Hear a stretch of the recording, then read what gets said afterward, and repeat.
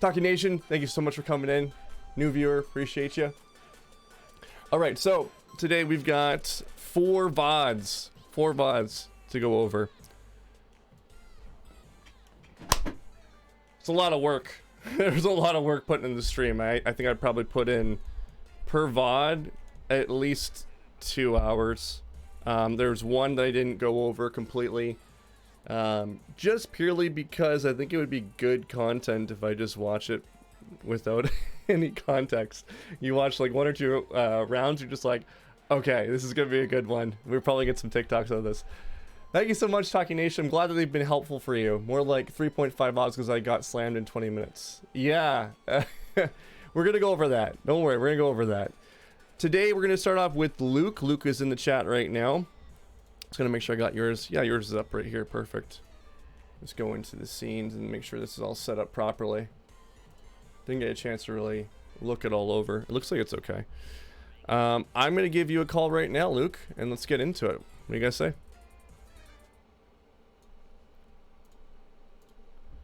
Let's get it on. Luke, where are you? There you are. Hello. How's it going? Awesome. Can you speak again? I might hear you cutting out right now a little bit. Yeah, I can turn up my gain a little bit better. There, that's perfect. Okay, I'm gonna share my screen with you so we can get going on the right foot here. All right, can you see that okay? Yeah, I can see it. Awesome. All right, so anyone watching right now, encourage you guys, ask active questions. Feel free to fire away any questions that you might have. You never know when it might be something that's prevalent or something that people are thinking about on a regular basis, so fire all away. And then Luke, tell me a little bit about yourself. What brings you to Valorant? How long you been playing for? What's your goals? So, I guess what brought me to Valorant is I played Counter-Strike for like, I don't even know how long, probably since 2013 or 2014, whenever, like a year or two after it came out, and I played that for like 4.5K hours, and I was pretty decent at that game. I went, I got, global a couple times, A- ESEA, and then played collegiate for a little bit. Got like a jersey and all that jazz. I've only been playing Valorant for like 40 hours. Okay. So I'm pretty new to the game. My sister got me into it because like it's kind of how we spend time together sometimes. But now that I've gotten into like mid to high plat, she hasn't. She's still like silver because she's like 13. So I don't play with her very much anymore. But that's kind of where I'm at now. Is just like super, I guess, new to the game. I've got a lot of like mechanics from Counter-Strike that I've brought over, and like game sense that kind of transfers. But I feel like there's sometimes some disconnects between this game and Counter-Strike that I just don't maybe pick up on. Okay. And I've really been trying to solidify like where I am with what agent I play. Because I feel like I'm not utilizing, like I just switched to Phoenix and I feel really good on Phoenix just recently. Yeah. But it's just difficult to, I don't know, playing a hero-based shooter, is very different for me because I've never done it before. Yeah, it's a bit of a transition, right? Have you tried KO yet? I have not tried KO. I've heard a lot of debates about between KO and Phoenix and which one's better for like, because they're kind of similar, but. Well, with KO, it's going to be the most translatable, in my opinion, to Counter-Strike because the flashes are are very similar, not the same, but you have your HE nade, you have your flashes. The only real difference is the dagger. So I feel like if you unlock that character, you'll probably end up getting a little bit more used to the mechanics and feel a little bit more at home until you've figured out all the rest of the things. It's funny that you mentioned that because a couple of learning objectives that I have for you is I think you need a role swap or a character swap. There's a couple moments in this VOD where I'm like, oh, that didn't really make sense. But now that you said that you've only had 40 hours, you said, of playing? Yeah, so I played 16 as Reyna, and then I played 16 as RAZE, and then that's pretty much it. I played like 3 or 4 matches as Phoenix. Okay. Really what carries me through my games, even though it's not really prevalent in this VOD, and after watching it, because I've been like practicing my ass off for the last week, like over and over and over again, all my deathmatch lobbies are high immortals and radiance, Mm-hmm. if and like low ascendant. So it's like it's really confusing for me to like go to like these super intense aim duels where I'm like, you know, peeking angles like perfect and one tapping like fucking crazy, and then hop into a comp game and I just feel lost because Yeah. I don't know if it's because of my like the way I'm playing my agent or Uh, I don't know. yeah, I think part of it's definitely how you're playing your agent. I feel the same way, man. Honestly, I haven't touched the game mechanically in a long time. Like seriously, for like consistent amount of hours. Probably in the last year, it's probably only been maybe 50 hours of playtime. To be honest, I don't play anymore. I just coach. So I'm just coaching Yeah. teams and all that good stuff. So I know the feeling because I played hours and hours, like around the same time or even more of what you played in Counter Strike across all three games. You know, Yeah, 1.6 yeah. Source and Go. So yeah, there's a little bit of a transition, but for the most part, a lot of things that you've done in Counter Strike will translate over. Just a matter of finding what works for you. And I think the first step is just finding a character that you feel good for right now. So I think KO would be a good option for anyone transitioning. Um, Okay. what things do you feel you've touched on it a little bit, but what things do you feel you need to work on the most, and what are your goals for this game? Do you have like aspirations to go pro or anything like that? I mean, I do have, you know, some decent aspirations just because like I don't know. I feel like I've done fairly well for how new I am to the game. I just hit Plat 3. I think I'm like halfway to ranking up to Diamond. Mm-hmm. And I haven't played very long, so I feel like I have a pretty high ceiling. Like I feel like I can get a lot better with just a little bit more time. Mm-hmm. Um, but like I don't know. I you know I was playing deathmatch the other day, and I was in a deathmatch with Poppin, and I Mm-hmm. actually emailed him and texted him and was like, "Hey, was this you?" And he was like, "Yeah, that's me." And I'm actually making him a logo. I'm making him a logo now Oh, you're working with them. because of that. Yeah. That's awesome. So That's awesome. um, I don't know. I don't know. You know, I just to rank up. I guess I've always liked games like this, and Counter Strike is dear to my heart, except for the fact that the rank up system is god God awful, and awful. the rank up system in here is so much better, and that's one of the things that's made me like it a lot more. Yeah, that was the one thing. Like people who never play like global offensive, they always ask me, what was your peak rank in CS:GO? I'm like, if you weren't global elite, it was a problem. You know what I mean? It's just like you should be there. You should naturally be there. So then I would be like, oh yeah, we played ESC, I played all this other stuff. So something's going on with this. There we go. Perfect. Um, yeah, okay, so let's get into it. So the learning objectives that I identified, and now it makes a little bit more sense for me because I got a little bit more background, was first of all, the role swap, understanding your role in the team. Um, Yeah. certain characters are better for doing certain things, obviously. If you're going to go with RAZE, which is the choice that you've made, she's really good for taking space and entry fragging. When you played CSGO, what was your main role? I kind of switched out a little bit. I was entry fragger, Okay. and then we had a teammate quit, so then I took over the role of opera. Okay, yeah. So We're going to be talking about opping too, because with this particular character, you could op, but it's not ideal. I would say the ideal options right now are Chamber and Jet. Looking through the list, I don't think there's any other ones. You can opt with any character, but I think the Chamber and Jet are the best options.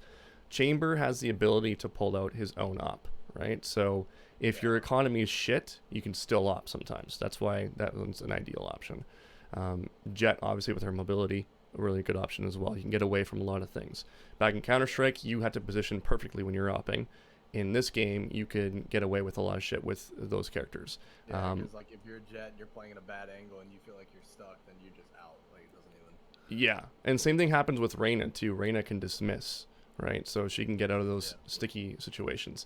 So that's one of the big differences I found with Counter Strike transitioning to Valorant is that you can get away with a lot of really bad positioning if your character allows for it. Um, Yeah, that makes sense. with RAZE, the characters that, or sorry, the people that use RAZE on the teams that I'm coaching at a high level, they're using them to get space, create opportunities, and then the ult is super powerful for forcing people to stay passive. So it's a really, really Yeah. good clearing ult. And we'll The talk about that. Mm-hmm. it was actually this game right here that you're watching that made me switch to Phoenix, because how dogged on I got by the Raze on the enemy team, and I was like, this is not my play style. Like, I will never play like this. Yeah. So, so we're on the same page then, and I think a lot of the things that I'm gonna identify is going to solidify that for you. All right, so couple things. Obviously, the first one's slow down. That comes from experience of playing. I think there's a few opportunities here. It's like we just need to calm our utility down a little bit and just take the gunfight. Play Counter-Strike first, and then play Valorant afterward. That's the best way to improve when you're coming from that. So think about gunfight, and then later on, okay, let's get the utility into play, and that should naturally get you. that's good. That should naturally move you up. So when in doubt, gun out is one of the rules that I have for you. It's a protocol. Okay. You have something that's a little bit more advanced in the mental toughness side, and you competed at a decently high level before. And the last thing I want to do is have you set yourself up for failure. Okay. So I want to make sure that we're setting up a good mental toughness for you. And one of the things that I have is a protocol called the victimhood fantasizer. You do this once or twice throughout the whole thing. Have you ever heard of this before? I kind of feel like you have an idea of what you're saying. Mm-hmm. And I correct me if I'm wrong, but like sometimes when teammates will start to fight with each other, Mm-hmm. like if I was involved in that situation, I will tell them it's my fault because I did something, like, you know, even if I feel like that wasn't the case, it's like, oh, I should have done this for you guys. That's my bad. That's actually the good thing that you want to do. That's the correction of a lot of it. Okay. The opposite is what I was concerned about for you. It pops up in this VOD a couple times, and it might be because you've built up an expectation from playing Counter-Strike at a high level that these things should be happening for you, but they're not happening. So we work under the assumption that this stuff happens, and then when it doesn't happen, we then play the victim card, right? So we want to make sure that we're setting you up for success going forward, because this could be a very debilitating mental state to have, especially if you want to get up into higher ranks. Because there's going to be so many times in ranked matches where we're trusting our teammates to do something, but it never happens, right? And we can only expect that when we're playing in a scrim environment, in a team environment. So ranked is a very toxic environment to be in, and we just want to make sure. I fucking hate it so much. Different than having 4 guys that and trust really well, and you can expect them to do something for you because you've gone over it 100 times or whatever. You know? Exactly. So once again, some of the things that I'm going to mention here make much more sense because of how long you've been playing. And the first comment that I make in this VOD is you have a knife fetish. You have a knife fetish. I love my knife, man. Yeah, I can tell. I can tell by how much it's flicking out all the time. And a lot of people have this fetish as well. Like, I see it. It's the most consistent thing I see in the game for being an issue. And it all comes from your own threat assessment. I think this round goes well for us. I didn't really put any notes on it. We'll quickly watch it. But I do want to make comments on, like for here, for example, it's probably not going to be an issue. Like, this is a nitpick more than anything, but we have utility out in the open, right? These are things that in Counter-Strike we can't do, right? Same thing here. In this jump that you have, I know that you have 2 teammates in front of you. You're probably not going to get killed, but this transition, we're not ready to... It's just a, you know, I mean, it does happen though, where, you know, Jet will updraft or something, and then like just quick peek, and he'll one-tap you with Ghost, and you're just done. Yeah. I definitely see what you're saying. And these are the deaths that cause uninstallations to happen, right? This is like career-ending deaths. And the amount of times that I've hovered over my add remove program because of shit like this, like, we just want to eliminate that altogether as much as you possibly can. Develop these. Yeah, go ahead. Like another reason. Well, okay, so 2 reasons why I've been pulling my knife out, especially this bot. I think I bought it like, I don't even know, like 30 minutes before playing this game, because my store had just refreshed or whatever. And I bet a lot in Counter-Strike, because who didn't? Yeah. And so I had a Karambit lore, and this looks just like my old Karambit lore. So I was just like, I don't know. You're exactly right. Fetishizing over the knife. Yeah. It's like, I just want to touch it. And then, what was I gonna say? What were we just talking about?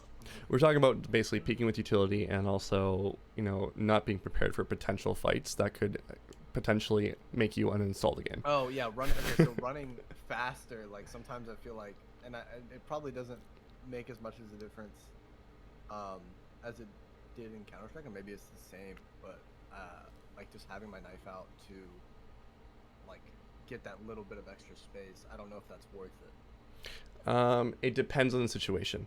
I think there's situations where if you know without a doubt where everyone is in your mental projection, like for example, if you look at your arena map, you already know that you're going to take a fight on the right hand side. There's someone going to be there, Yeah. right? If you know where all 5 of them are and there is no threat, then you can have your knife out. If you are unsure, I would say minimum pistol out and move with the pistol at that point. I don't know the exact percentage. I can't remember. It might have changed as well from beta because that's when I last played seriously. But it's minuscule, and I don't think it's worth it in a lot of cases unless you have that knowledge, that prior knowledge, right? So like right here. Yeah, I see what you're saying. Right? Like if we look at the mini map, he's backing off, which is smart for him, right? But this could have been different, and you wouldn't have been ready for a fight. And all of a sudden, this would have been a jump, look to the left, pull out your gun, drop down into a crouch, and then start shooting, right? That's what this would have been. That's a little bit of my thought process here is I've got Phoenix watching the right side, and right before this, Omen was watching the left side. So I felt like I could get that just a little bit of extra space, like I was saying before, to get up into sight. But yeah, it could easily go south. Yeah, it can easily go south, especially in a ranked environment, right? Because I've been there, like I've trusted my teammates to, you know, hold this angle properly, and then all of a sudden I get killed. I'm like, Phoenix, what were you looking at? What? Right? So and it's very easy to become the victim or the blamer in these situations, right? So we want to, especially in ranked, start developing the habit of just not trusting everyone right now, and especially at your rank at Plat, because fuck, people just don't know how to play. Even in Immortal, people don't know how to fucking play. So it's you never want to be too safe.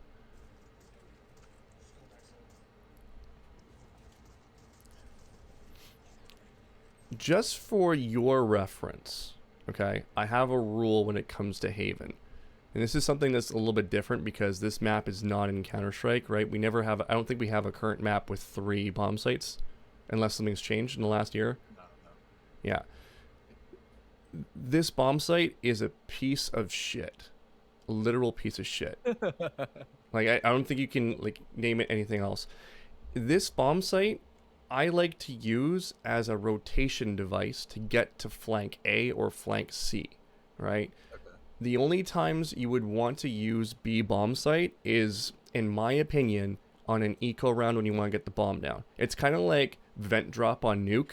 You can get a quick bomb plant off and get some money off of the bomb plant, but it doesn't guarantee you that you're going to win the round, right?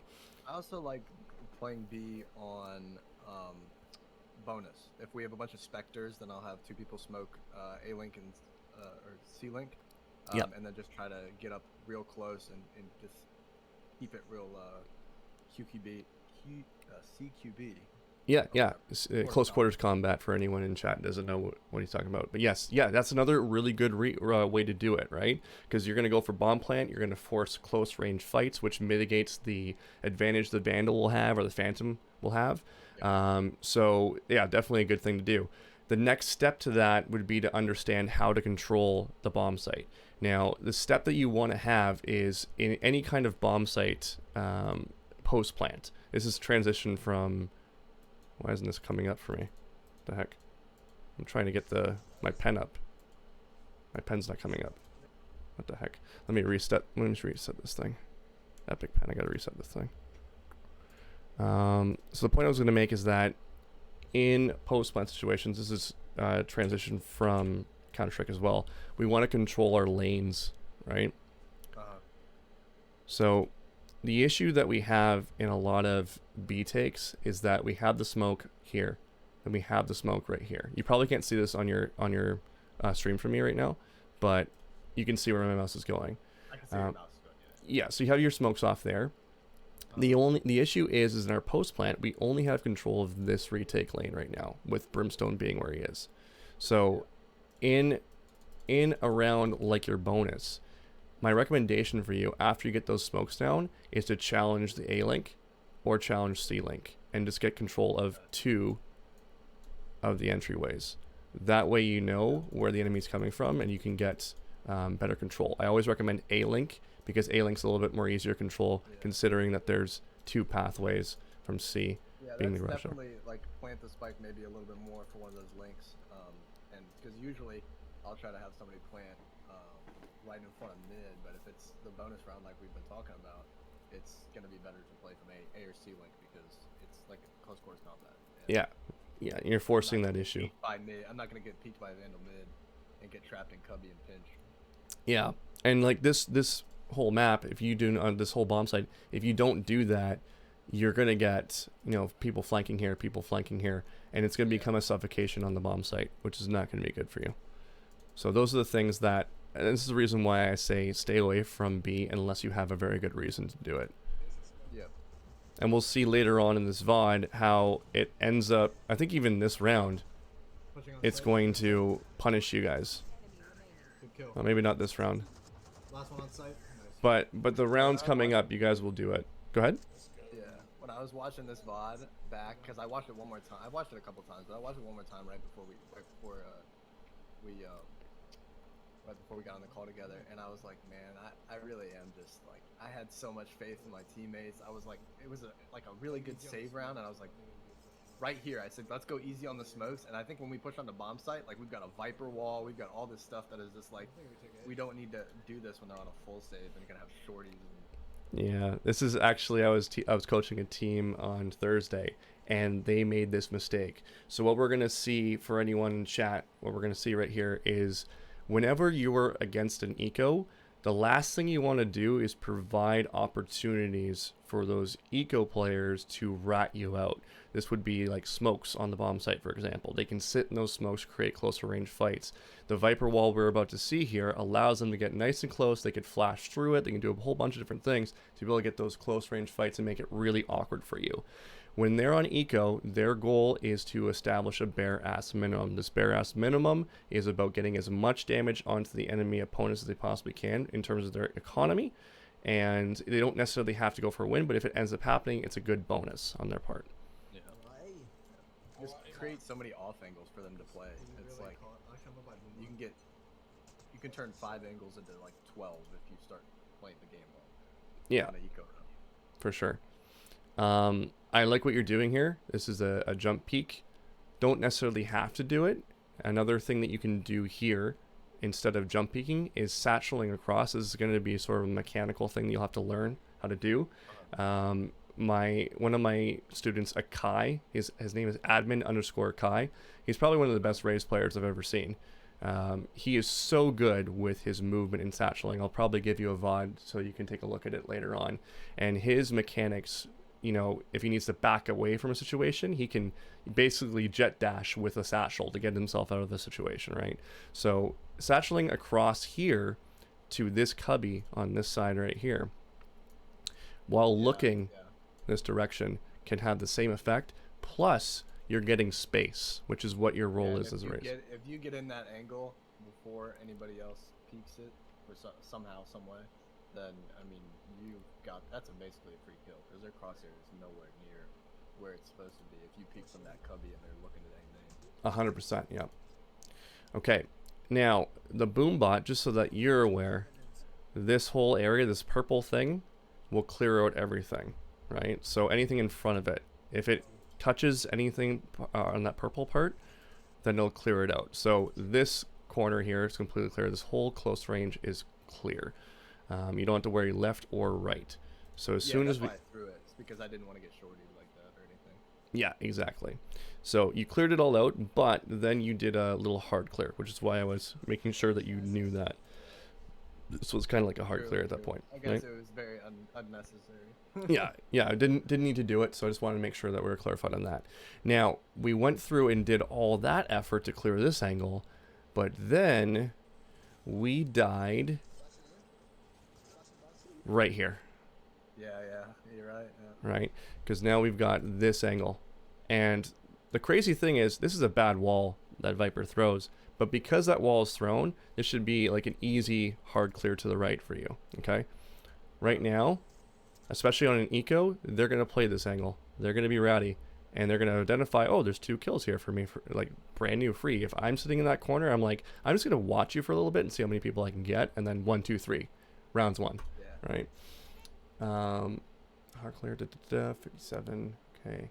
Yeah, so, and the other thing too is that because we're out in the open throwing the nade, you kind of died from about 7 different angles right now. The guy who could be right here, the guy who could be in this corner right here, the guy who could be holding A but falling back and then peeking from you on this right-hand side. Yeah, the person. A little bit of my thought process here is like they're eco, so they're not probably gonna challenge the angle. They're gonna hold it, and so I'm thinking the guy in the corner is just gonna sit there and he's gonna just wait for me to peek and then try to take the fight. But yeah, you're right. He could come out, and that would have been bad considering I have a nade in my hand and a marshal next to me. Yeah, yeah. So just it's like a little protocol, just trying to. It's just like in Counter-Strike, you don't want to peek with a flash out or anything like that. Same idea. You did a really good clear there. Didn't comment on that. This is actually a really good jump up. You can even jump up into heaven if you wanted to, but I wouldn't risk it at this point. So you can see how awkward this fight is going to become because of this Viper wall. So this is not on you, but how do we deal with this, right? The big issue is that we kind of need to take some space and we need to get an entry frag, because if we're half of the bomb site in the control, this is kind of like how I said don't throw this Viper wall. I don't know if you ever saw that clip on TikTok. Probably. I mean, I probably watch all your videos. It's one of the most controversial videos I put out there because I'm challenging a norm where people are like, oh yeah, you know, I'm just going to throw this because the pros throw it. Well, they throw it because they have reasons behind throwing it. They definitely have a reason before they do it. That's not just an every round thing. Yeah, and people this rank throw it every fucking round without even thinking about it. They don't have reason. That's the thing is like, I can just tell that Plat, Diamond, and even early Ascendant is just going to be those ranks where I'm going to get teammates and people on the enemy team that have just watched so many fucking TikToks that they're just like, oh, this Viper lineup is going to work every single time. Like, nobody's ever seen it before. And if I do it every round, nobody's going to punish me ever. Yeah, because critical thinking does not exist at this rank. They don't understand the repercussions of what they're doing. Everything has a cause and effect, right? So, like, even this smoke that Omen ends up throwing on the other team, like, this has a massive effect on you guys. And actually, this smoke could actually win them the round because of how awkward it is for them, right? So I think you handle the situation well, considering just how shitty it is. You know, we've got suffocation going on. There's a flank coming in here. We've got people on heaven. There's probably someone on site. Like, you're trying to do the best with the shit that's been dealt with you, right? You've got a 7-2 offsuit right now, and you're trying to go for a straight, which is impossible.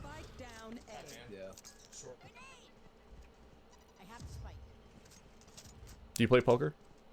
Oh, short. Do I play poker? No, I have. Well, I played a couple times. I'm not. Okay. So 7-2 offsuit is like the worst hand you can get because you can't put a straight on it, and you can't really run a flush on it. You might get lucky, but it's a really shit hand to be dealt. And that's basically what we're dealing with right now. This is a 7-2 offsuit. What you just had, just the shittiest hand you can possibly be dealt. I was pretty proud of that spray through the light wall. Yeah, that was pretty good. That was pretty good. I'll give you that one. We'll give you a round of applause on stream. Okay, so this round I titled it Utility to a Gunfight, right? Usually it's don't bring a knife to a gunfight. In this case, don't bring utility to a gunfight. And this could be a lack of experience of understanding where you could be killed from, right? So I'm just going to identify where you die. Our first death will be at 6:22. Let's take garage control. And I think doing this will help you a lot because I've done a lot of the heavy lifting for you in terms of dying several times. And if I can eliminate those deaths from your experience early on, then you probably won't hate this game as much as I did. So you're welcome. You're dead here. Okay. This is Shroud. one tapping you. Okay? That's true. One tapping me. Yeah. You're also dead from a push on mid. Okay? So this guy right here, Boombot, kind of scary.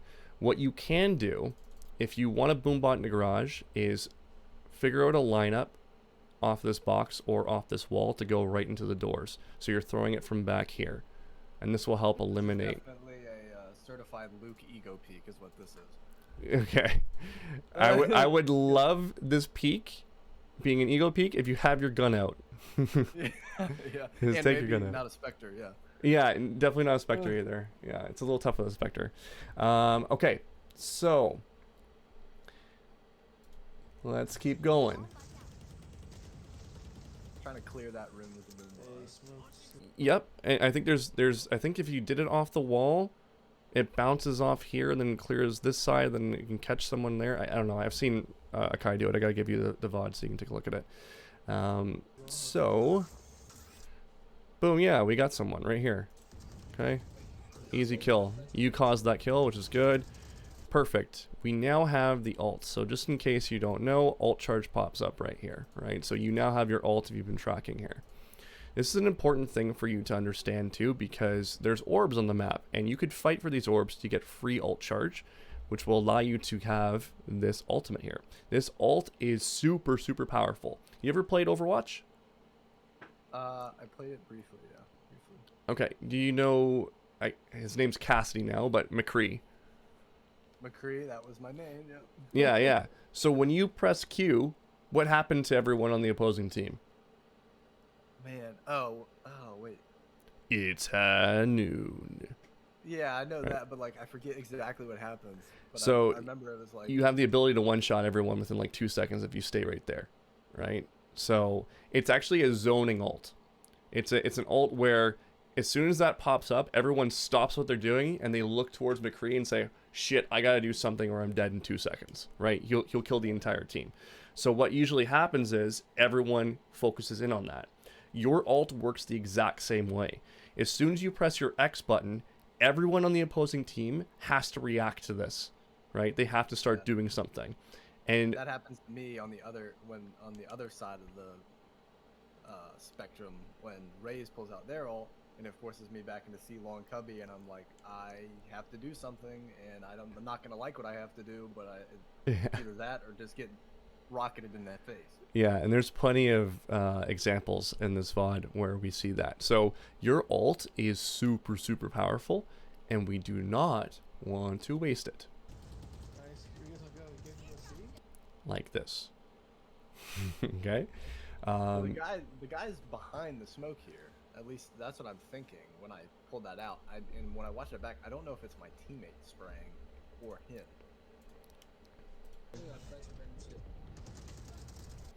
It's Reyna. Okay? Here's the thing. I don't mind you popping it. What I don't like is that right away. We don't know for sure where she is. She could have left. So when you pop the ult, do you know where I'm going with this? I'll continue. So when you pop the ult, everyone reacts. If you hold on to the ult, everyone has to go completely passive on the opposing team, which allows you to essentially take a free site without any interactions. So let's say, for example, Viper's fighting someone here, okay? And there's a fight going on. As soon as you pop that ult, this guy falls back over here and plays completely passive. So this allows you to free up all the lanes to be able to move in and take better fights with your team. Okay? I didn't look at it like that. More like a, almost makes them, retreat a little bit. Exactly, it makes them back off. So when you pop your ult here, which in my opinion I actually said, whoa, slow down, right? When you pop your ult here, she's got to fall back. Everyone's got to fall back, and just be you holding that, you literally win the round. And you can hold it for about 5 seconds or something like that before you have to shoot it off. So you can just run into the C site, and if you see someone, okay, then fire it. But if you don't, holding it is just as impactful. This was dumb. I don't know why I did this. It was just like clearing angles with a grenade. Exactly. Exactly. Do not bring utility to a gunfight. Now, if KJ was actually rotating properly, you would have been dead from this spot right over here. Right? You would have died from here. But she wasn't. And Reyna could have been there as well. But Reyna ended up getting onto site early on.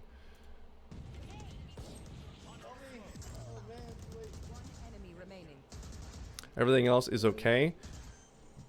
But the only thing that we're going to talk about, and we'll bring it up a lot, and this is just a matter of experience playing the character and playing the game, but using your ult for that reason that we just identified, which is to stall out and basically take a free bomb site. You can even lead in off of a rush right away, off the hop, with an ult, which we're going to see another example of later on, and just take the bomb site straight up right away.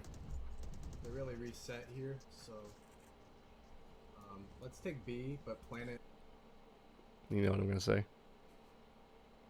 I should have my knife out, maybe. No, no, no. Okay, so we're going to listen to your comms. Alright, yeah, they're really reset here, so let's take B, but oh, I gotcha. No. I'm putting myself. Well, okay, so again, I want them to get. So on this, for me, it's not as much as like taking A and B link. Yeah.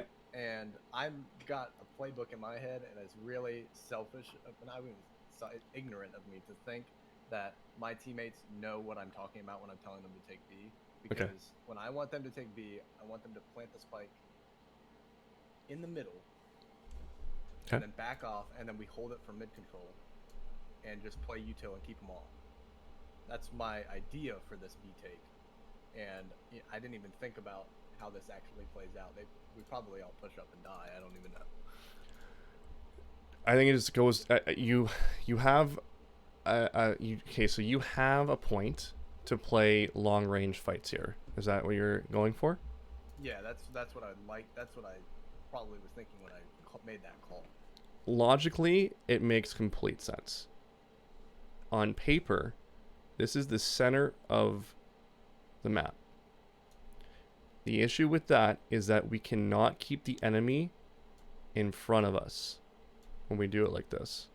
They're coming from all angles. Yeah. Right? Everywhere. So it's almost really would difficult. Be better even in that, like, same. I could use the same logic over at C long. And Beautiful. Yes. So, yeah.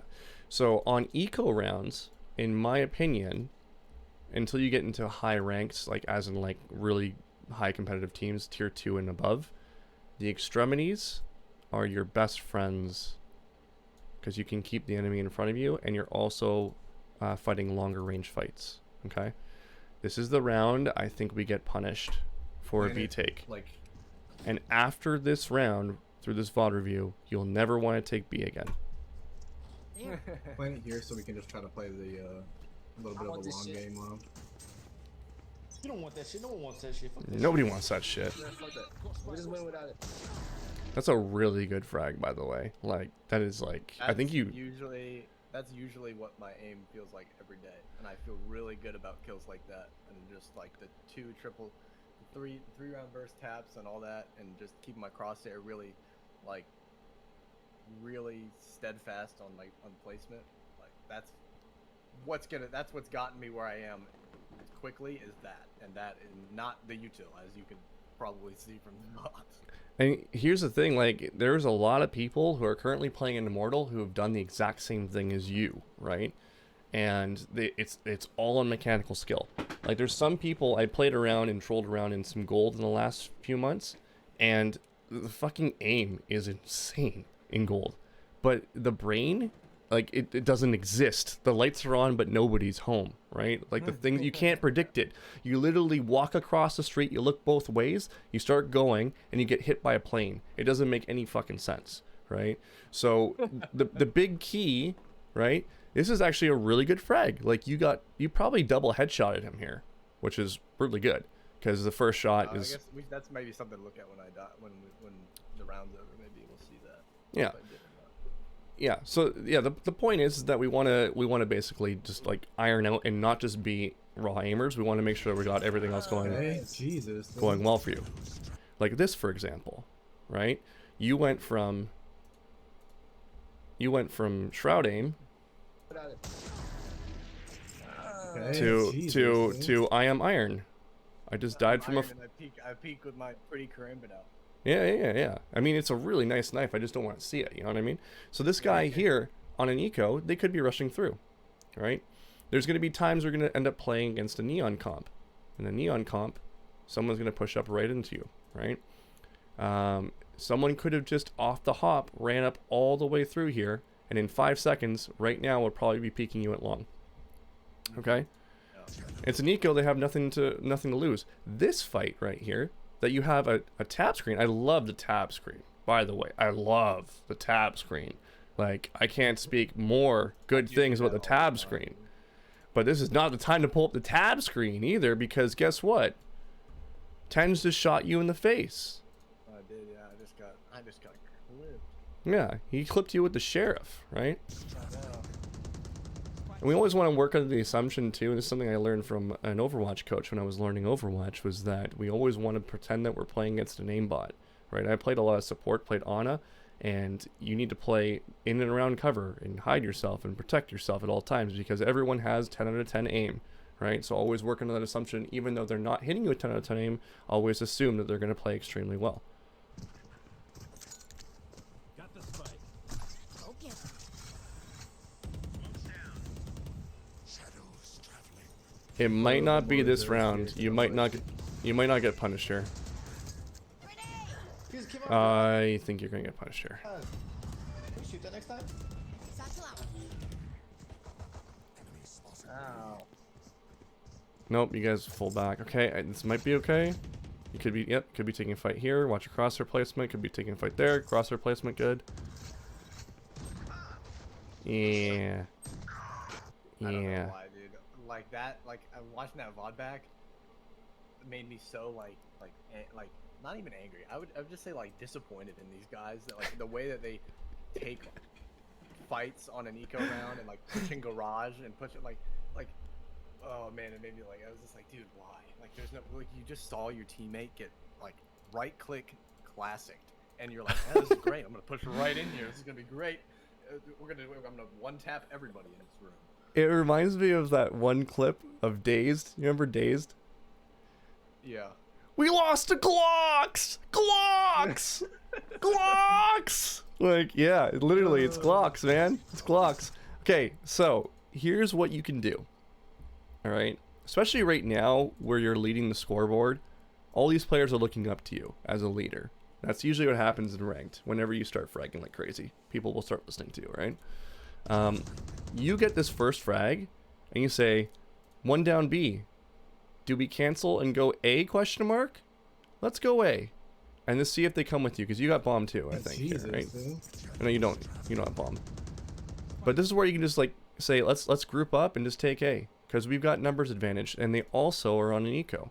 So we can just take one of the long extremities at this point. Just take the reins and ask the question, because there's going to be times in the future where you're playing at a higher rank and people aren't going to listen to you. So if you ask it, I like. go ahead. Oh yeah. I like the idea of them challenging here, like challenging garage, because they have the guns and and the enemy doesn't. And because they're exchanging gunfire, they're doing something they shouldn't do in garage and engage with my teammates at all. They should just play the angles. Mhm. And then that works out really well for them, because my teammates aren't just trying to get the pick through garage. They decide to be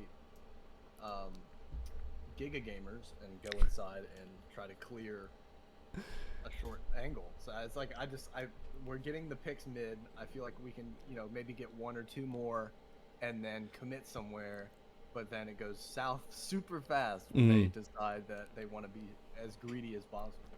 Well, so that's what I call the cat protocol, okay? And I explained this in one of my TikToks, one of my favorite TikToks. I think it's only got like 1,000 views. But I'm in a call with one of the teams I was coaching, and I talk about how you can bait people in because everyone in this game is like a cat, like a stupid cat that sees a laser on the wall. You shoot a laser on the wall, and the cat goes, "Holy fuck, there's a laser there! I'm going after that shit!" Right? These guys are the fucking cats. Let's watch the mini map. Okay, watch the mini map. They see someone, they're shooting back like, "Oh, there's a frag over there. I'm gonna go after that frag. Here we go. My name is Viper, and I'm going to get a close range fight with the guy that was shooting at me. My name is Phoenix. I'm coming too. Oh, hang on. This will help. Let me throw a Viper wall to make them easier to shoot me." Right? Like, watch. It's gonna come. It's gonna come. Here we go. Let me take these close range fights. Oh, there it is. There it is. Like, look at the position she's in. Like, she's got a prowler that comes around the corner, blinds her right next to an omen smoke. Mm-hmm. Yeah. It's like you're literally asking for it. Yeah, yeah. Please shoot me in the face with your shotgun, almighty Raze. Keep on grind. Right? So yeah, Next time? we're gonna probably lose this round, right? Or do we pull it out? We lose it. We lose that. Okay. Alright, good try, guys. That is an example. We didn't get punished for going B, kind of got punished for going B, but that's an example of close range fights. For anyone in chat who doesn't know how to deal with an eco when you're anti-ecoing, just take the long range fights as far as you possibly can. Take the extremities of the map. Usually, if you start doing that, it's like an easy W, and it's something that you can suggest, right? So at the beginning of the round, you say, "Hey, they're on eco. Do we take C long here?" Question mark. Always pose it as a question, because then you won't get anyone saying, "Oh, you're telling me what to do. Don't tell me how to live my life." Right? That happens all the time, right? Yeah. I think it would be easy to take C here. Why don't we just rush and take C? I think this is where I get Raze ulted. I believe so. Yes. Round 5. My question to you is, do you feel safe? Okay. It's actually 2 on C here, I think. I could be wrong. We know he's on top. Okay, no, it's just him. Okay. They could be pushing through A right now because they've seen 3 of you. Anytime they see 3, assume that they're going to do something stupid where they're going to push through or something like that, right? Just work with that. Yeah. Okay. I do have garage, but that's probably not gonna work out very well. We have Omen here. We have a smoke here. They can walk through this. Yeah. They can walk through here. They can walk through here. In fact, I don't remember every VOD that I've gone over, but I'm pretty sure that's what happens here. Omen is out of position, and Omen's about to get punished for that positioning error. And the reason why is because no one said they spotted 3 of us here at long. Whenever, the rule of thumb is whenever you get 3 spotted, this transitions to Counter-Strike as well, they're naturally going to start moving around. I didn't get to see who was following. Aziz, thank you so much for the follow. Appreciate you, buddy. Whenever 3 is spotted, the protocol is that they're going to start rotating people and shifting people over to C, because they're going to immediately think. Like, probably 2C, 1 closer towards C, 1B, and then 1A. Maybe. Yep, and that 1A might start taking space, right? Yeah. How's it going, cool Colin? Thank you so much for coming by. Oh, look at that. Yeah, right up in. It's like I can write this shit, window. right? And you know what's gonna happen is Omen's gonna be like, "Oh my god, no one's watching me!" But that was his job. That was his job to realize that, hey, 3 were being spotted, and it was also your job to communicate that they spotted us. They could be rotating. Watch your flank. That's what you would be saying. Yeah. Okay. Like, I mean, even he could have even like tried to commit to something instead of just playing like mid and going back and forth on his angles. It's a gun versus gun round. He could steal sight, take garage, and try to get that pick if we're gonna try to commit to C. Yeah, you could. I would say that his best option, once he realizes that's happening, would be to fall back right here and give space. Yeah. All right, give space at that point until we regroup and hit something else together. Things are good. Cool, Colin. Yes, it has been a while. Okay, so do you feel safe? I don't. I'm looking at my teammate's dead body through the wall. Yeah, and you're probably just use my mini map for that one. exactly. That's the point I'm gonna make. Just by looking at your mini map, you realize that this reload's probably not really good because someone could fling out over here and shoot you, right? Yeah. So, The KJ did. what was your thought process here? Let me show you. One's flank. God damn it! Right here. What was your thought process? Right here, I mean, I'm just kind of trying to see what my teammates are doing over here, and then I got Phoenix watching my right side, so I don't know. I mean, I'm just looking around, really. I don't know if there's any particular purpose. This but I is feel kind of me. safe. This is me back in 2010, or sorry, 2020, when the game first came out, and watching a teammate who is ready to, hold this angle with me, and then holding that fight and assuming that we're gonna have a 2v1 fight, and then I rage. I got you. Right? Now, this may be a 2020 hindsight thing, but if I was Phoenix, there might be a little bit of flame here. Hey, but I get the trade. You do. You do get the trade. You go back and you fix it. You go back, you fix it, and say, holy shit, that's a good shot. Way to go. But yeah, so that would... But I did kind of leave him in the dust there for no reason. Yeah, it was kind of like a fuck you, Phoenix, you're on your own sort of thing. A lot of this, I think at this point, I kind of get a feel for, like, my teammates are a little bit lost, especially the Vipers, so I'm worried that they're going to push up, and then one of them's going to die, and then Viper's going to try to back off again, and then it's just a shit show. Yeah. Just want to turn So this I'm up. trying to help, I guess I'm trying to help everybody at the same time by being IGL, and then, helping them play the angles. I probably, what I'm thinking subconsciously is like, okay, here's Phoenix, I'm peeking with Phoenix, swinging the angle. All right, let me go peek with them, swing their angle, and I should probably just commit to one, because it's gonna get, somebody's gonna get the short end of the stick. One thing I like to do is just, if I'm making a cancel on my own play, I'll just let them know I'm going back towards C, right? And this is something that you've probably done in Counter-Strike. Just get back to that habit of practicing, communicating what it is that you're doing, so people can, you can absolve yourself of all guilt, right? Because sooner or later, someone's going to be pissed off at you for doing something like that. But if you had absolved yourself of all guilt and say, hey, listen, you can go back to my VOD and see, I told you I was pulling away from there, then it's on them at that point, right? It's not on you.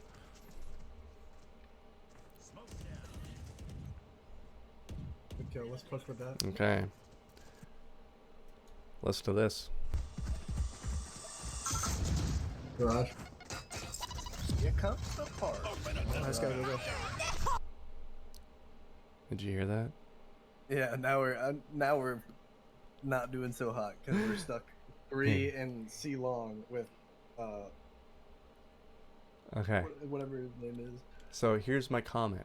Notice how you react once this happens. Watch. I want everyone in chat to watch this.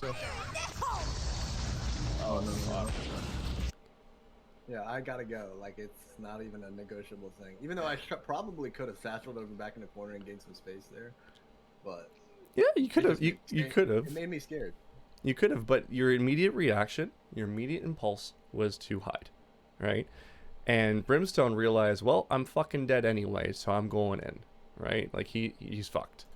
So We're so dead, Raze. this is going to be a recurrent theme today in our stream, is the RAZE ult and how powerful it is, Yeah, 40. right? So I want you to make sure you remember how it feels for you to be against it, so you can better know how to use it to your advantage when you have it 30 against them. seconds left. Okay? I think the more that I use it, the more that I got punished like that by it, the less I wanted to use the character because I just didn't feel like it fit. I remember when it first came out, and Riot was just like, oh, we're never going to have characters that can kill with their utility. And then literally a day after, RAZE came out. And I remember Sal Garozzo using him and just nuking everybody. It was hilarious. Hilarious to see the reaction. What do you think about my ult call here? Because I'm curious to know your opinion, because I feel like it would have been really beneficial, because he's very hurt. He's marked. He has no health. and no shield. He knows exactly where he is, but and this is like a pivotal round. The ult might have been too late. It should have been done here. Should have been done here at this point. Yeah. Because right now, you ult before you plant, and then you plant in the ult. Because now it's like, he knows where you are, and if you ult, then it's like, okay, it could work out, but you have this tracker, right? See this line that's going across? Well, what I'm thinking is that he can, you know, back up, play, ring around the rosy a little bit, and get that health down a little bit more. Because as far as we know right now, nobody's tagged Fate, so she is like full health. So if he can play ring around the rosy a little bit and just get that decay down, I mean, I think you go down to 1 HP in Viper ult, don't you? Yeah, it definitely can work. I'm not saying it's not going to work. It's just, in my opinion, if they were going to do it, it probably would have been better to do it earlier. And at this point, my recommendation is just don't say anything and let them make their mistake, because we all have a responsibility and integrity to our teammates to allow each other to make mistakes. That's how we get better, right? Yeah. So if why my HYWB wants to have a coaching session with me, this is what I would advise him in the situation. He was like, remember how this felt really awkward? Well, this is how you could have mitigated that problem, right? So right now, I would say just let him make his mistake. Mm-hmm. It will all come out in the wash. Even if you lose this ranked match, you've got enough good things going for you that you'll get to where you're supposed to be, right? Just allow these players their opportunity to get better for themselves too.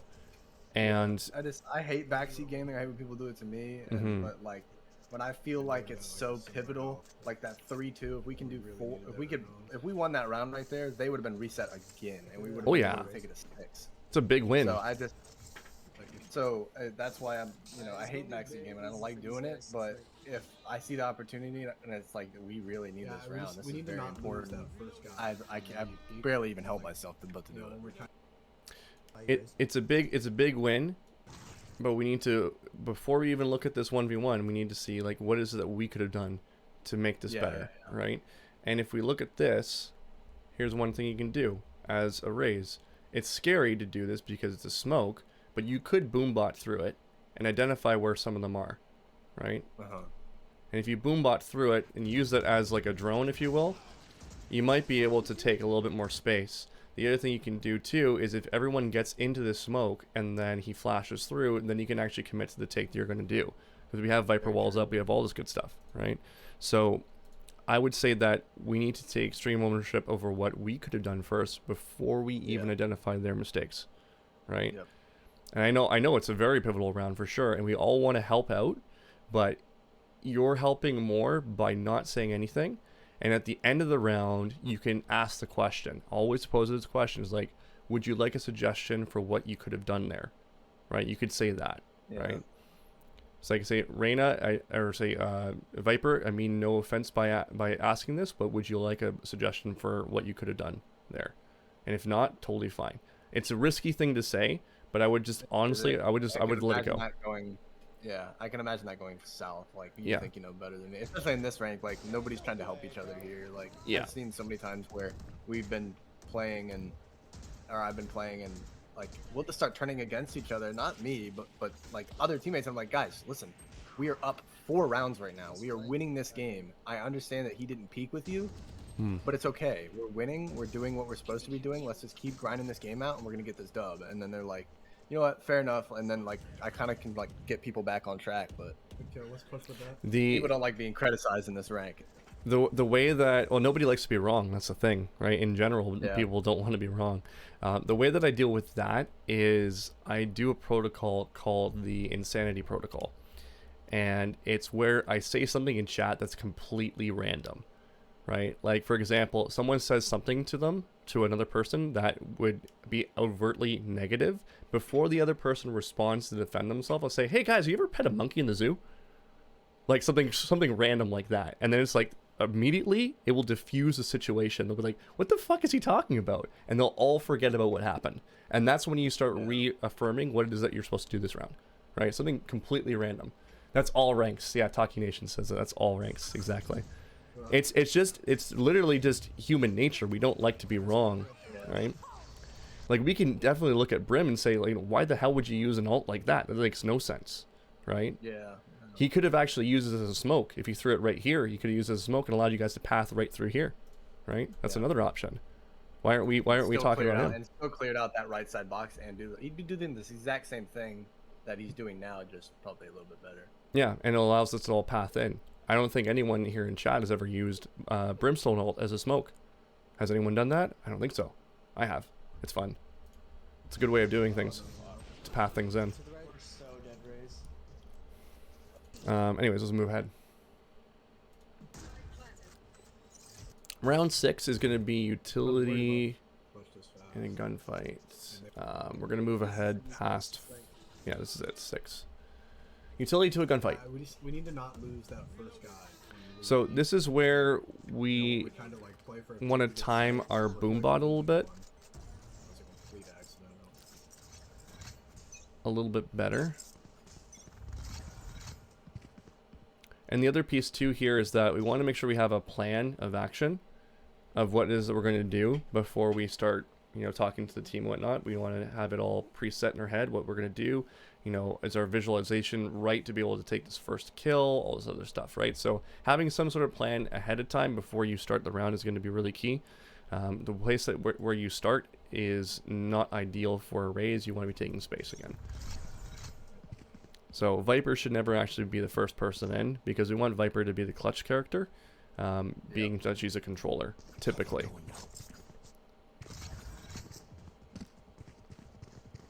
Okay. I have a okay, so at 11:59, we talk about boombotting. This round. We talk about boombotting here.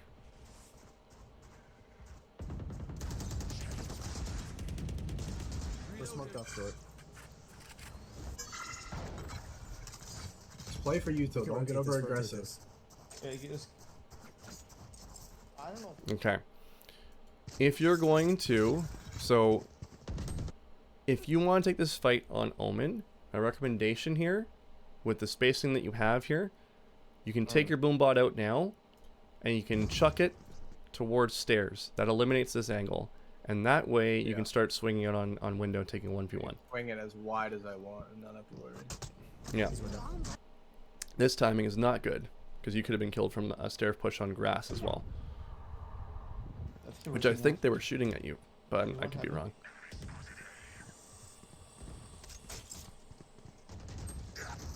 Right. And this is where you finally get punished for taking utility out. Isn't this exciting? Oh, he's shooting her. Yay! Such a shitty gun to peek at. You just got better. You just got better. This cracked me up, man. This raise. This is where I was like, this raise is disgusting. Like. Well, with the You can't shotgun, even go, it's pretty accurate when you're jumping around too. So, but yeah, there was no risk on the race for doing that. So. And I don't even think he knew he was there. I don't think, like, I think he just kind of had a feeling. Let's watch. What happened? He might have been engaging like earlier, but. Okay, Viper's shooting. Reyna saw him, so there would have been a calm. One short. There's a dog. Yeah. They know Viper's there for sure. Oh, he's shooting her through the smoke. Reyna sees him again, falls back. There's a haunt that clears out everything except for the Viper. So Phoenix has been Phoenix has been revealed. So the only potential place that they can be is in this cubby right now. And Omen also has this, so there can only be one spot. So he comes straight out and shoots him in the face. 30 seconds left. You can literally play the whole game just for the minimap. Like, you don't even have to look at your crosshair, just like play through the minimap, look at your point. Let's not lose our momentum. I did that one round as a joke back in beta. And I ended up like spamming people through smokes and shit like that just because I could see them on the minimap. Like, oh, there, here we go, I'll just point right here. That's funny.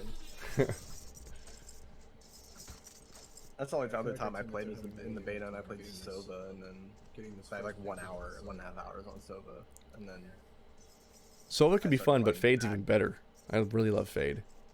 Fade's a ton of fun. Okay. Hopping with Raze. Opting with RAZE, not ideal. This is where the role, understanding your role is a little bit different. What tourney are the boys in right now? I'm not sure. I'm actually not sure. I mean, I had no idea they were playing in a tournament. I didn't know they were playing yesterday either. And I think we're going to be going over a VOD later on tonight where you're in it, actually. Sorry about that. Chat's talking to me. Okay, so understanding your role, and I have the question mark, why the operator, and I think I already know the answer because you've opted in Counter-Strike. Is that correct? Yeah, that's pretty much it. And I've had people tell me in game, they're like, Raze, why are you opping? And I'm like, I don't know, I'm good with it. to Mum Sean, thank you so much for coming by. Oh, sheesh, I got to be there for that then. Yeah, it'll be tonight at 7 p.m. I think. Yeah, 7 p.m. is when we'll be going over that one. Yeah, okay, so what is the plan, and have you considered your orb charges here? Yeah, but I just like, I think for me, pulling out, because that op has such a long pullout time, getting that orb and possibly sound queuing to somebody up in C long. I don't know how far that thing reaches, like how far you can actually hear it. But if I grab the orb there, it's gonna take me 2 seconds to pull that op back out, and I'm gonna lose that gunfight. In terms of what is your plan, this is actually where I want to know, right in this position, not when you have the op, but before you buy it. What is your plan? Plans to get a pick and then split garage. Okay. Here is where the game differs a little bit. You can definitely work that. It can definitely work for sure. I'm not saying no. This is how I would have strategized this. If I was playing, if it was a 5v5 team, I would have tacked pause and said, okay, here's what we can do. Okay. A really good strat here would have an aggressive setup towards C. You tell the guys, wait for me to get orb, then pop ult, and allow your teammates to scale up with you, right? So once again, we talked about how powerful this ult can be. You pop this ult, Yeah. everyone plays passive. You get a free bomb site, essentially. Everyone just follow in with me. I'm going to scale in. I'm going to clear space. And that's basically how your RAZE is going to be played, right? In this way that you're playing, I would say that Chamber's probably the better option for you, right? Because you can set up TPs and you can get out of the situation if you need to, okay? So the way that I would comment is, do you guys like taking C here, question mark? I can get ult orb, and we can ult in, and you guys can bait me for free kills. I always say it, bait me for free kills, right? Because people are, once again, cat protocol, everyone fucking loves getting frags. Stats are the most important thing in the fucking world to everybody. So, oh, you're going to give me free kills? Sure, I'll follow you in, no problem, right? So that's how I would approach this, just based on looking at your tab key. What is it that you got? What are your options, right? Smoke C1. Flash C1. Let me see. I can't see C long. I can't see C long. I don't think that's what you said. Let me see. I definitely didn't say that. Smoke That's something else C1. said. Flash C1. You kind of say there's a smoke C long, but the English is not good enough for them to understand that you can't see an omen going over into this angle. I can't see anything. I can't help you. I can't help you. So please don't get fed. Spike down. C. It's also one the Phoenix who could be saying, I'm gonna ult in and clear out garage for us and see if there's anyone there. He doesn't say anything, but I'd say this is where you could have said something, right? This is where I think I'm Hiko and gonna hospital flick this kid. You also heard him teleport here. I'll tell you where. Did I? Yeah. Let's go back. That's another thing. Some of the sound LZ. cues I'm still learning because I have played too long. So like Yeah. when it's like certain characters or agents do things, I'm like, what is that again? It's okay. So listen here. Spike down. C. That one. Yeah. Okay. He Yeah. teleported directly to your right as well. You know he's on the box because Phoenix is looking straight down here. Okay? True. This is the only place he could have been if Unless he's in that- teleporting to your right. That corner, that very far left corner, but Which one? unlikely probably. Like straight to the left out of where Phoenix is. He could be right there, but He can't because he teleported from there and you heard the sound cue of it ending off to your right hand side. I'll let you play it again. No, so you I hear. meant the far right. Okay, so where I am right now, the far right, like as Talking far about as right you here? can get on the corner. No, so immediately where, so hold on. Down to the right just a little bit. Right there. Oh, Here? right there. Yeah. Can't do that because the angle, so he's right here. Yeah. He can't get past this box. Okay, I see what you're saying. All right. Yeah, without being seen here. Okay, so let's play it back again just so that we're clear on this. And then you can identify it. Listen in your headset. It's a little too far. Smoke too long. Flash too long. He's From the identified on the left. So please don't get fed. Spike down C. I feel it on my right ear. Do you feel that? Yeah. Yeah. It's like right here in my hemisphere. If you have a good headset.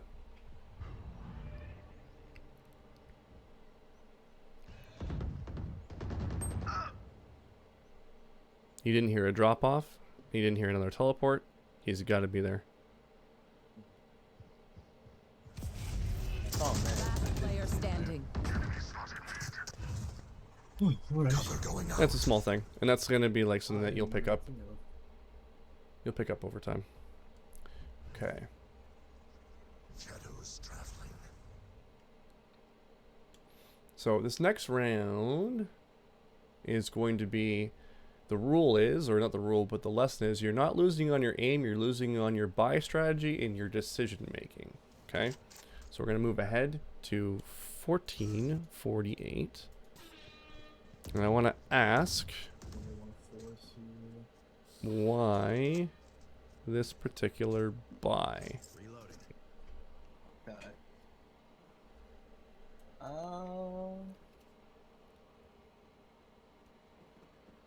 Maybe I might have been thinking that I could try to close space with my satchels and like use my and play off my ult, and if I have to, Spectre. But honestly, the only guns I use are the Vandal, the Spectre, I guess the Op, the Marshal, and the Sheriff. Okay. I'm glad that you said the sheriff. So we can definitely be using sheriffs, but here's the thing. We want to understand the economy of what's going to happen.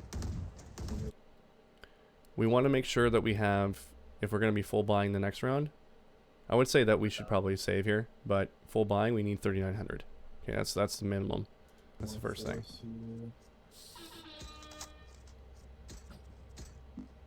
Reloading. Can we go B and try to maybe get? And because he can't full buy as well, we're gonna have this broken shitty buy. So we have two people who are buying, and now we're gonna have a really bad eco. And this is transition from Counter-Strike as well, right? So just softly suggesting at this point, hey, we should probably save is not a bad idea. So hey, do you guys like saving here, right? Roll down B. Because I called that we should go B because we were split, and that's Yeah, sure. We can we were split just eco, win so this that's why I called B. Now I like the If you don't strat. need Yeah, sure. Let me Can listen to we it. go B and try to maybe get Viper roll down B? Yeah, I like the strat because we're trying to establish a bare ass minimum here, right? The bare ass minimum is that we want to be able to get a couple frags to be able to lower their economy, and if we can get the bomb down is really key here to be able to transition money to the next round as well. Yeah. So yeah, I really like this. Yeah, sure. Oh no, that We god can awful just win this satchel's coming round. up. What was that? Sorry.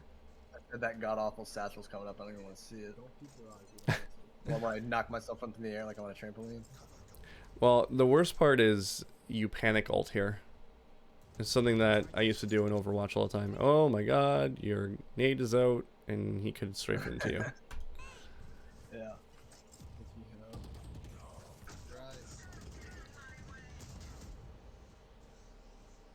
You should run. Okay, you know how this ult works? Yeah, when she dies, it goes away.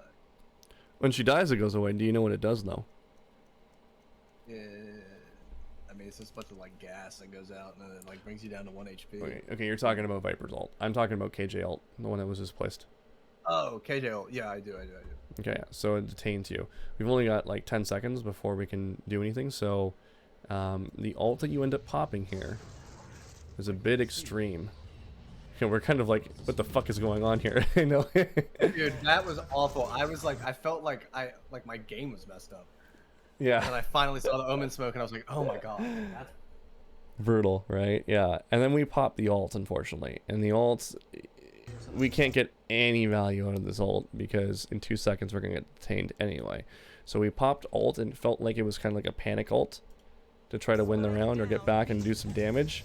But it wasn't really necessarily the best thing you could have done in that situation. Literally dead anyway because I've got 4 seconds where I've got my hands like I'm trying to summon some sort of energy ball. Yeah. Yeah. This ult is so powerful to winning your rounds and solo carrying, so you really don't want to waste it in any situation. It should always be planned. That's why I've switched to Phoenix because I feel like it plays more towards my light armor, playstyle pistol, as an entry fragger where I can use my ult, play my gunfights like that I'm comfortable with because I'm more comfortable with gunplay than I am like specialized utility use, and like just take the fights and be really aggro. Yeah. And play ways that they're not going to expect me to play. Yeah. So I don't know. That's why I'm kind of shifting towards Phoenix, and I've green carpeted ever since I've got switched to him. Yeah, and that's definitely you know, I said it right at the hop, like we need a role swap, right? And I think that you've already elected to do that, which is great. And I think you can definitely come back to playing RAZE, because RAZE can be a good entry fragger too and a good space taker, but I just need to learn how to do it mechanically. And it's not an easy character to be able to pick up and do, especially switching off of Counter-Strike. Yeah. So now our money is fucked, and we're going to be basically, awful. you know, it's awful. We're going to be doing double eco now. So we basically just admitted that we're going to lose 2 rounds in a row because of how people bought. And then, yeah, so it's not ideal. We can't full buy. We just got ecoed. So we're essentially losing 2 rounds in a row. And the other thing is, do not buy with your team at this rank. You understand that's what I was economy. gonna say. I was like, I probably buy with the Phoenix here, who's buying a Phantom, and now I'm looking at him like, this guy's got 1 kill. Am I really gonna be helping him and playing off of his gun too? Because I'm probably gonna buy light armor and a Vandalier. Mm-hmm. So now I'm playing off a teammate that has 1 kill 8 rounds into the game. Yeah. You're considering the sheriff buy. Light armor, pistol, play for picks, try to get a kill. Yeah, and I would have liked you to just bought a sheriff straight up, just kind of like an eco round you would have in CS. Just buy the sheriff or buy the deagle in that case. Okay, I did actually get them to back off of the full buy here. You did, and then you didn't buy anything for yourself, and you could have afforded a deagle. And I was questioning if you were trying to save for an operator again. Yeah. If you had just bought a boom bot and a sheriff, you would have been good. 3,900, you're fine. Play for picks, try to get a kill. Maybe take a gun or 2. Okay. Whenever you're in an eco round, this is something that transitions once again from CS. Whenever you're in an eco round, you are assuming that you've lost this round, so there should be 0 pressure. Okay. Yeah, very much so, Yeah, there's 0 pressure. If you end up getting like a 4 or 5k, okay, that's awesome. That's amazing. Like, yeah. Great. But you're assuming you're losing. So all the pressure should be eliminated and taken off your shoulders right away. Okay? Let's watch how you take this fight.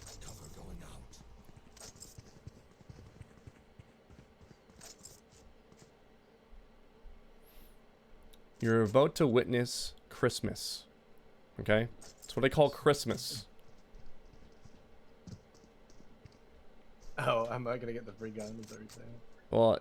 Well, he's gonna make a move. He's running through window right now and flanking. This is Christmas right here. He should never ever be doing this against an eco. This is a really stupid move. So you, nice knife by the way, are going to take a free fight from Father Christmas, and he's trying to give you a gift right now. Just accept the gift. Just say, sure, Father Christmas. Oh, thank you so much for the present that you're giving me. Take your time and shoot this fucker in the head. Take your time. There's no rush. If he shoots you in the head and kills you, it's okay. We've already lost the round. We've already accepted we're losing the round. Take your time. Yeah. Slow down. You're gonna get killed from behind you. Okay. Jesus, Raze killed you dude. from garage, One more grass. but you could have killed him there. This is actually really good for our team. We got 2 kills because of that. So Nice, good picks. I'd say just for 2v2. you, just accept the fact that you've lost and take your time. If you hit them 2 tap in the head, great. Yeah. Okay. Cool. This next round is one of my favorite rounds, and this is where we're talking about the victimhood fantasizer. Okay, this is something that I learned from a high-level coach who coaches Olympic athletes, and not just in sports, but also in life. There are plenty of opportunities where this mindset will hold us back from being better or getting better and performing at a high level. So we want to be able to identify this problem early, and I think you already have a good understanding of where I'm going through because or what I'm talking about, because we've kind of talked about it at the beginning as well. But there's about 6 demons that we deal with on a regular basis mentally, and one of them is the victimhood fantasizer. The other ones I'll cover in TikTok clips another time. But this is a person that will, in real life, for example, let me just explain it all from the top. Sometimes in life we imagine ourselves to be the victims and play the blame game and fight to stay the same, right? So we get into our mindset that everything that we do is correct and there was never an issue on our part, and we absolve ourselves of the guilt of there actually being a reality that it was our fault in the first place. Okay, so when you blame, you stay the same. When you accept the fault, that's when you rank up. That's my rule in Valorant. Okay, when you accept that. So we tell ourselves that other people and outside circumstances have victimized us as a way to avoid taking personal responsibility. We defer responsibility and avoid taking ownership for our contributions to our problems. I'll give you a couple examples. Okay, you might complain that you botched a school application because you had jet lag, when in reality you were just unqualified. Okay, you might complain that you were a negative victim of a company you quit. So in real life, when in reality, you just refuse to take responsibility for the rules you kept breaking. Okay? Yeah. You might say you failed an exam because a teacher posed too many trick questions, when in reality, you just didn't study enough in advance. So in this respect here, I don't think you're someone who does this on a regular basis, but I want to nip it in the bud for you early so that it doesn't become a problem later on for you. Okay? And you may notice after this round and Raze got really that you're like, oh, you know what? I've done that before in the past. And it actually will deter you from becoming way better. I was watching grass, I wasn't watching mid, so that's my bad on there. Okay. Should have been watching mid. Honestly, I'm just curious, actually. I have no idea what you got there. I think it's around 11, so we're going to move ahead.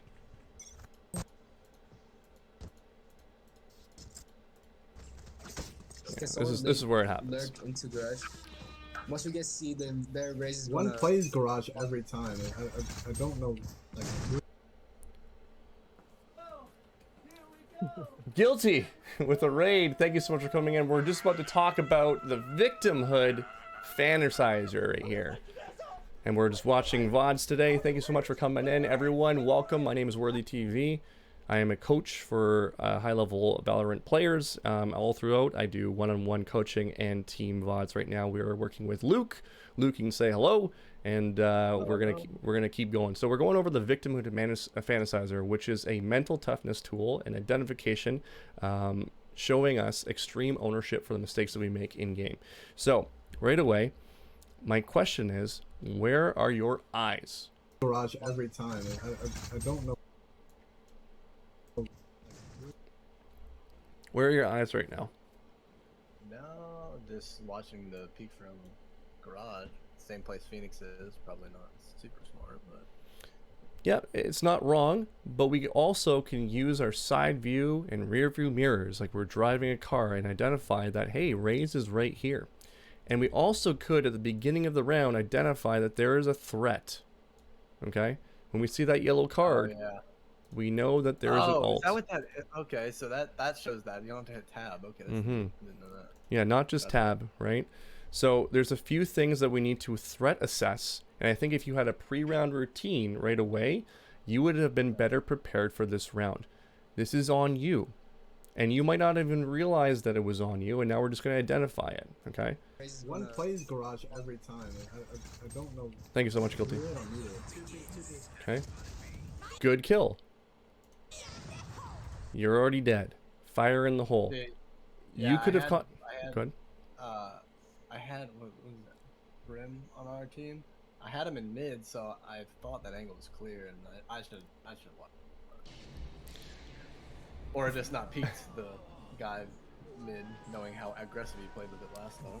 Well, here's the thing, right? I'm cool with the frag you got, right? When you're on T side, if you get a kill like this, and even if you get traded, it's still a win for T side, right? You're still ahead of the game. This is a positive thing. So even though you get killed with the Raze and you are accepting this, what you should be saying is, Phoenix, get ready to trade me. Raze coming down middle. Phoenix, on me, on me.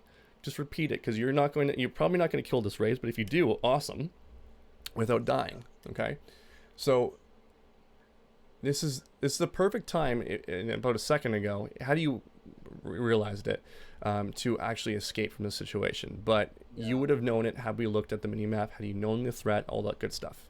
Okay. So this death is not a bad thing, and we don't want to react in a negative way to Brimstone, because Brimstone, we can't rely on Brimstone. We can't rely on our teammates to be watching everything all the time the way they are, and they're not communicating and telling us that, hey, they're pushing down mid, because look, there's another one right behind them, right? But we could have, on our own self, looked at these things as being potential threats and be able to identify it in the middle of that first 2 seconds of the round right away. Okay? Dude, every time. Nobody's watching mid. See that? Nobody's watching mid. That is... You understand? That's the blame game. One thing I'll never do is I'll never say that in voice chat. I'll never like even if I want to whine and complain about, dying, even if I could have done more there for sure. But, I was just fucking salty. Yeah. So, and sometimes you gotta vent. But when you vent, I want you to realize, oh, hang on, this is what Worthy's talking about. It's the victimhood thing. How could I have made that better for myself? Right? Yeah. Because you're not hurting the other people around you, but you are hurting yourself, and that's going to diminish your own results. Aggressive, thank you so much for the sub. I really appreciate it. Thanks for coming by. Aggressive was part of the team that I did a VOD review on Thursday, where we talked about a lot of things that we're talking about here. Raise mid, hit none. Does that make sense? Grass. Nice pick. Yeah. 3v3 here. And let me ask you a question. How many times has someone told you about this stuff? Has anyone taught you about this? Wait, something like the victimhood? Yeah. Has anyone taught you about it? No, I mean, I've seen, don't feel like it's everybody else's fault that you died, and, look back and see what you could have done different. But sometimes it's harder to, right in the moment, it's like, fuck. it's gonna be hard for a long time, but now you've identified it, right? And someone's actually sat there and coached you on it and identified a situation where this is going to be, a problem down in the future, right? So I don't expect that you get this down right away. I don't expect an Olympic level acceptance to it yet, right? But now that you identified it and seen it as a risk factor for yourself, later on when you start doing your VODs, you might be like, oh shit, that's where it's happening again, right? Once you review it. And then it'll slowly but surely start being eliminated altogether, where you won't let that shit live rent-free in your head anymore, all right? Even if, I can, in the moment, even just, venting and, doing, even that just 1 second of just, blame, it just, even if afterwards you feel like you're fine, it still destroys your mental, because then you feel like you're instantly more prone to just feel like everything else is not your fault. Yeah, and it's going to happen in real life too, right? Not just in the game. We get a lot of bouts of it in Valorant, because we're seeing scenarios over and over and over again. We get, minimum 13 scenarios every single game that we play. Another example where you'll see it a lot is when you're driving to work. This fucking guy just cut me off, but in reality someone cut him off and forced him in front of you, and he was protecting himself, right? So Yeah. there's a whole bunch of things that could be going on in life that you're going to notice, right? In an example, there's people that I've worked with that have said, I'm not successful because you're taking these clients, right? I'm not successful because you took this person and I could be making money from them. You do all these different things, when in reality, they just didn't put the work in, right? So it's a thing that will inhibit a lot of aspects of your life. Drop the spike. You cool if I use the You guys have 2 ults. Sorry, did you say something? Yeah, I said you cool if I go to the bathroom real quick? Yeah, sure. Let's take a small break. I'm gonna throw some music on, and then I will be right back as well. I need to get some water. Thanks again, Aggressive. Thoughts on removing your scoreboard bind as a way of ignoring the score? I will talk about that as soon as I get back. I will talk about that as soon as I get right back.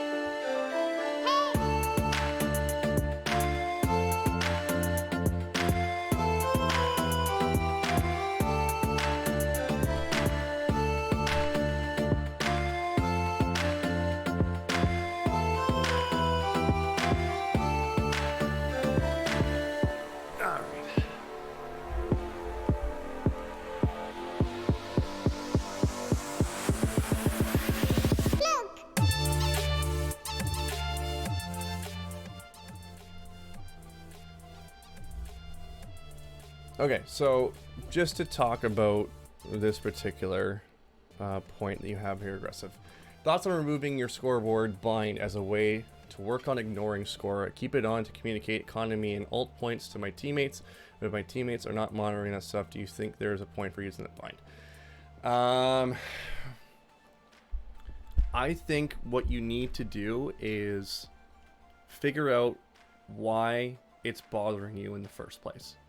Right? Something mentally is holding you back that you need to identify, right? It could be something that's happened in the past. It could be a trauma, right?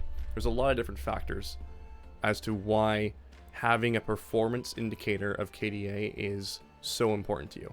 And I think one of the biggest issues that we have in the Valorant community is that we put too much stock in how many frags we got, right?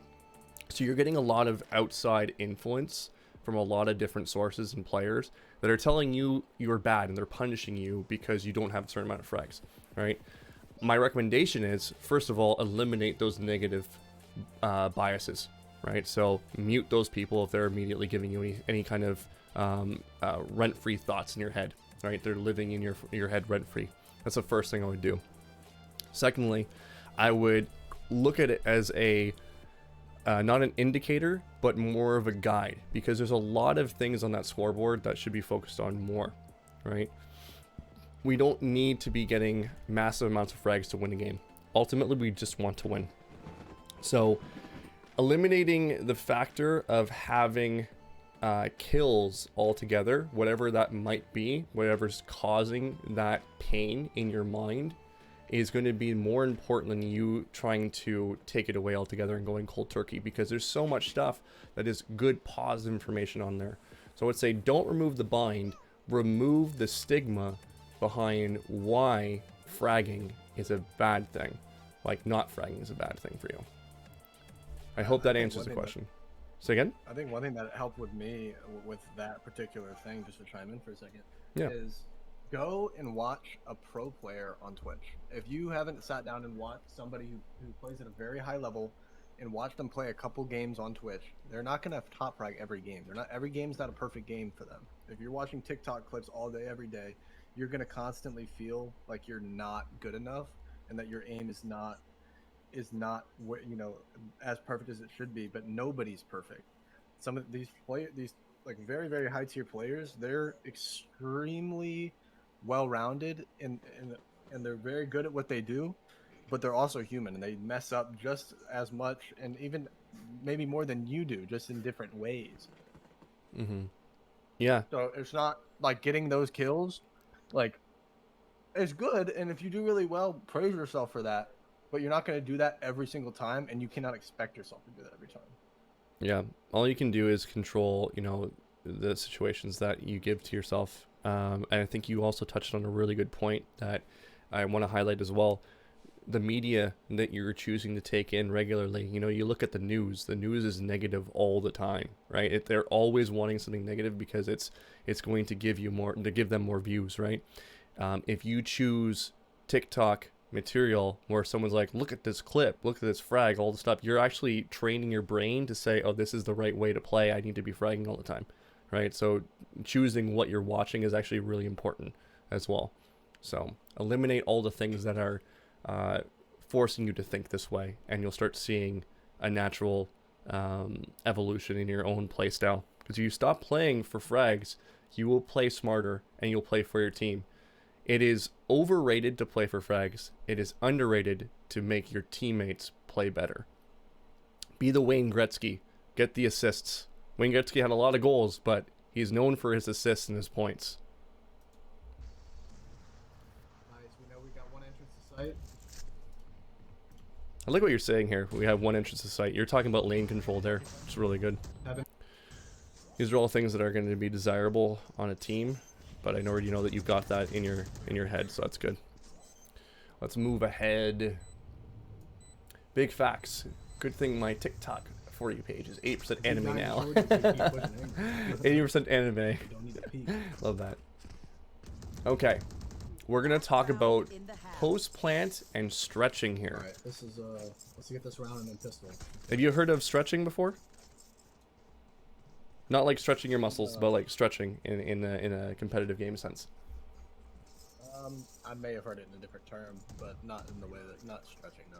Okay, so it's just understanding where you should be standing in post plant more than anything. And this is going to be very familiar to things that you've done in Counter-Strike before too. So a lot of this might be a review. Maybe a little Be closer. upping here probably. This last round. I can get Orb and get all over here. I'm throwing The down key smoke, to a CT, good and post heaven. plant is first identifying when it is. Okay? I want you to tell me to pause when you think post plant started. Okay? All right. So this is in place.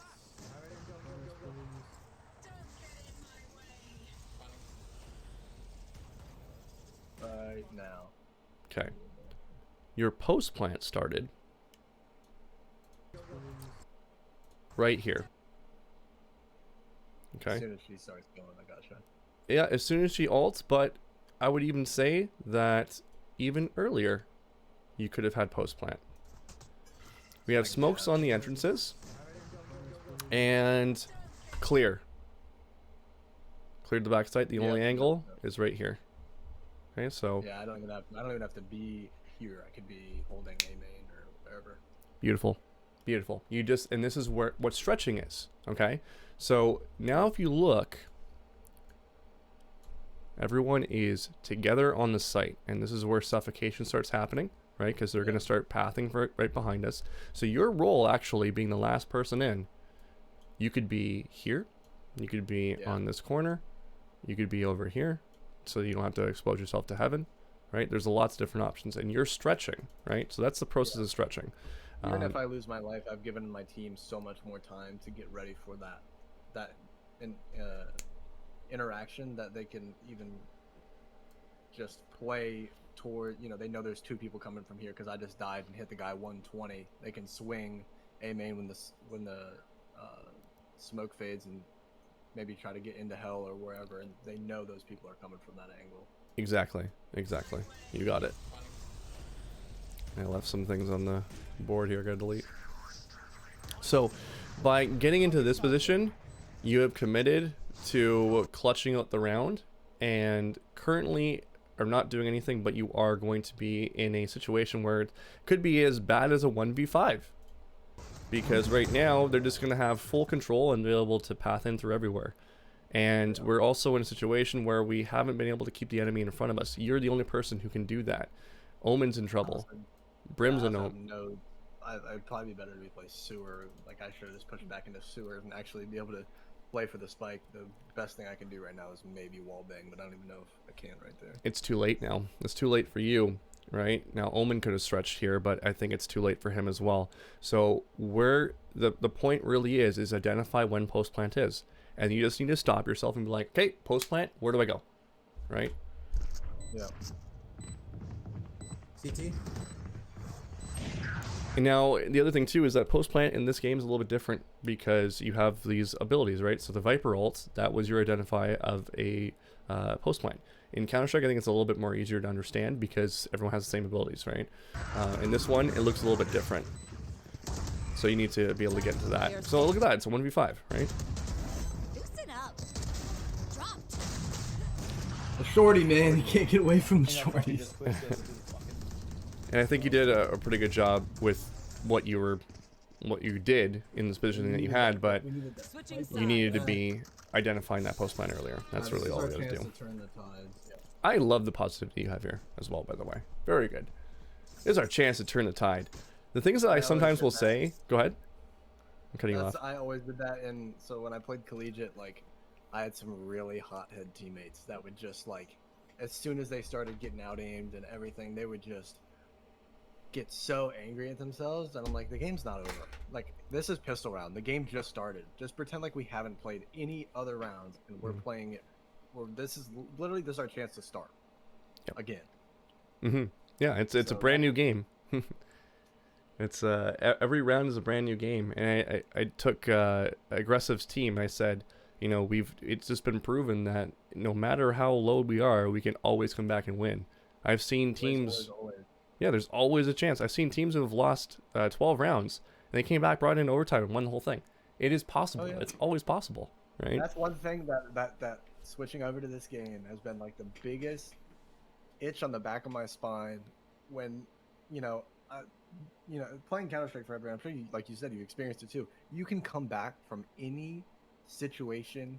You could be missing every single shot, reset your mental, and just fucking go absolutely off. But in this game, for whatever reason, maybe it's just the low ranks, and it probably is. You lose 5 rounds in a row, there's a forfeit. There's a forfeit. Yeah. People want to forfeit. It's like you've already lost at that point. If you want to give up that bad that you want to forfeit, lose more RR, like you're in Plat. You're in like the gateway to some of the higher elos, and you're willing to just give up all that RR and just not even try. You've lost the game already in round 4. In fact, you've lost your dream of going pro as well, because guess what? Pros go through those situations all the time. Do they ever surrender? No, they play it out. Yeah. Right? Just unplug my PC mid-LAN and just walk off. Like Yeah, like, exactly. What is that? Like, what is that? Hello, Mings. How's it going? Welcome back in.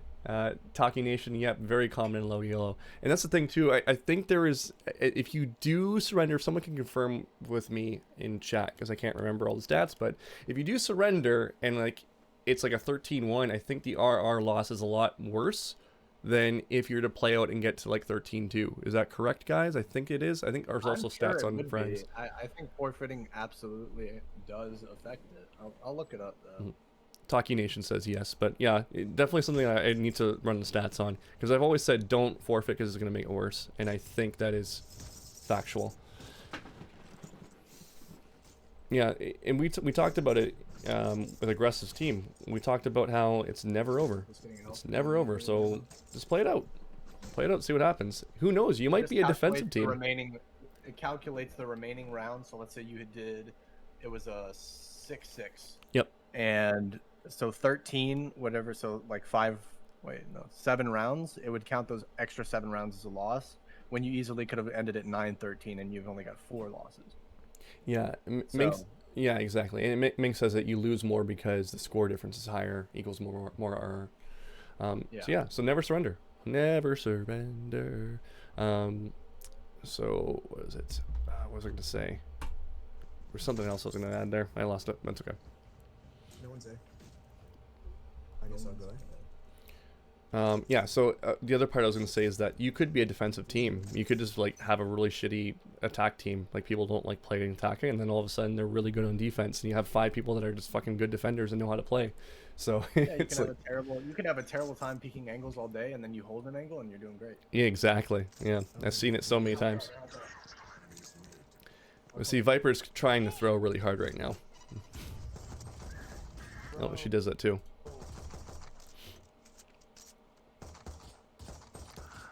There's 2 outside A. It's unfortunate because people are giving up on your game here. So it's the mentality of the people that you're playing with. I think you took a really good second fight there on Reyna, by the way. What was that? I think you took a really good second fight on Reyna here. Like, you were so calm. You can tell by how you shoot. Right? Like, you only shot 3 bullets there. Like, you were trying... You knew that you were dead. You knew that you were fucked. So it was like, I have to hit headshots here. I have to hit headshots, the only chance. So that's really good. That Just, transfers from pistol round on Counter-Strike. Like, it's like... Just, you know... If you don't hit the head, you're dead. I mean, especially when you're low health. You have to take your time. yeah, exactly. Yeah. 2506. I talk about a spot that you can nade on. Nading front side default might net you a kill. Yeah, okay, so we're going to be on a retake here, if I remember correctly. This is where I would throw a nade, because there's no risk in throwing the nade. We're on eco right here. So you can throw it off this, or even off this, to be able to land it onto default site. And it might net you a kill. So in this situation, throwing a nade, even if you throw it right along here and it just bounces right here, no one's going to peek you from this angle, so you just literally just look this way. After that. Deagle game was not on point this game. That's okay.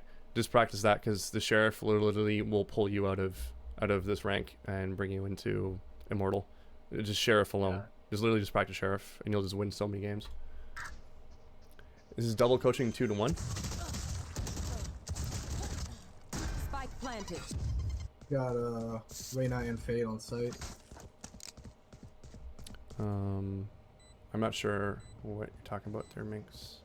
This is 1 to 1. Okay. Last player standing. 55.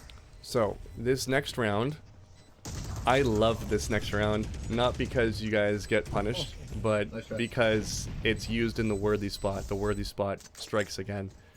So, guys, Let's really just try to hold our angle. for chat, all right, we talked about this on TikTok several times. These guys are on bonus, okay? We're on full gun. What fights do the opposing team want to take? You can answer this too if you like. Well, obviously close range. Close range. They're gonna do ratty things. They're gonna do all these weird things to be able to make awkward fights. Okay. Let's watch not that this. you can- if you have to give up Close sight, range, just good. Aggressive's got it. Just wait for your team. I heard someone else talking about the whole. Unless it was a student. No, it was someone I was talking to in chat. I think Minx. It's just me. It's just me right now and Luke. Okay, so let's watch this round. I made a TikTok video on this particular spot, and people said, "That's a stupid spot. You shouldn't be standing there ever. Yeah, It's sure. dumb." Grenade! And this round's gonna prove me right again. The worthy spot lives. Yeah, sorry. Remember what we talked about? They want ratty angles. They want to be close range. Watch this. God, I put myself in a bad position here. Don't push through that smoke. Oh, yeah, dude. Oh, man, this had me boiling when I was like, God. This is the worthy spot, guys. From now on, this place is called worthy. If you haven't seen my early TikToks, I talk about this over and over again. This spot is called worthy. Watch this shit. Watch this shit.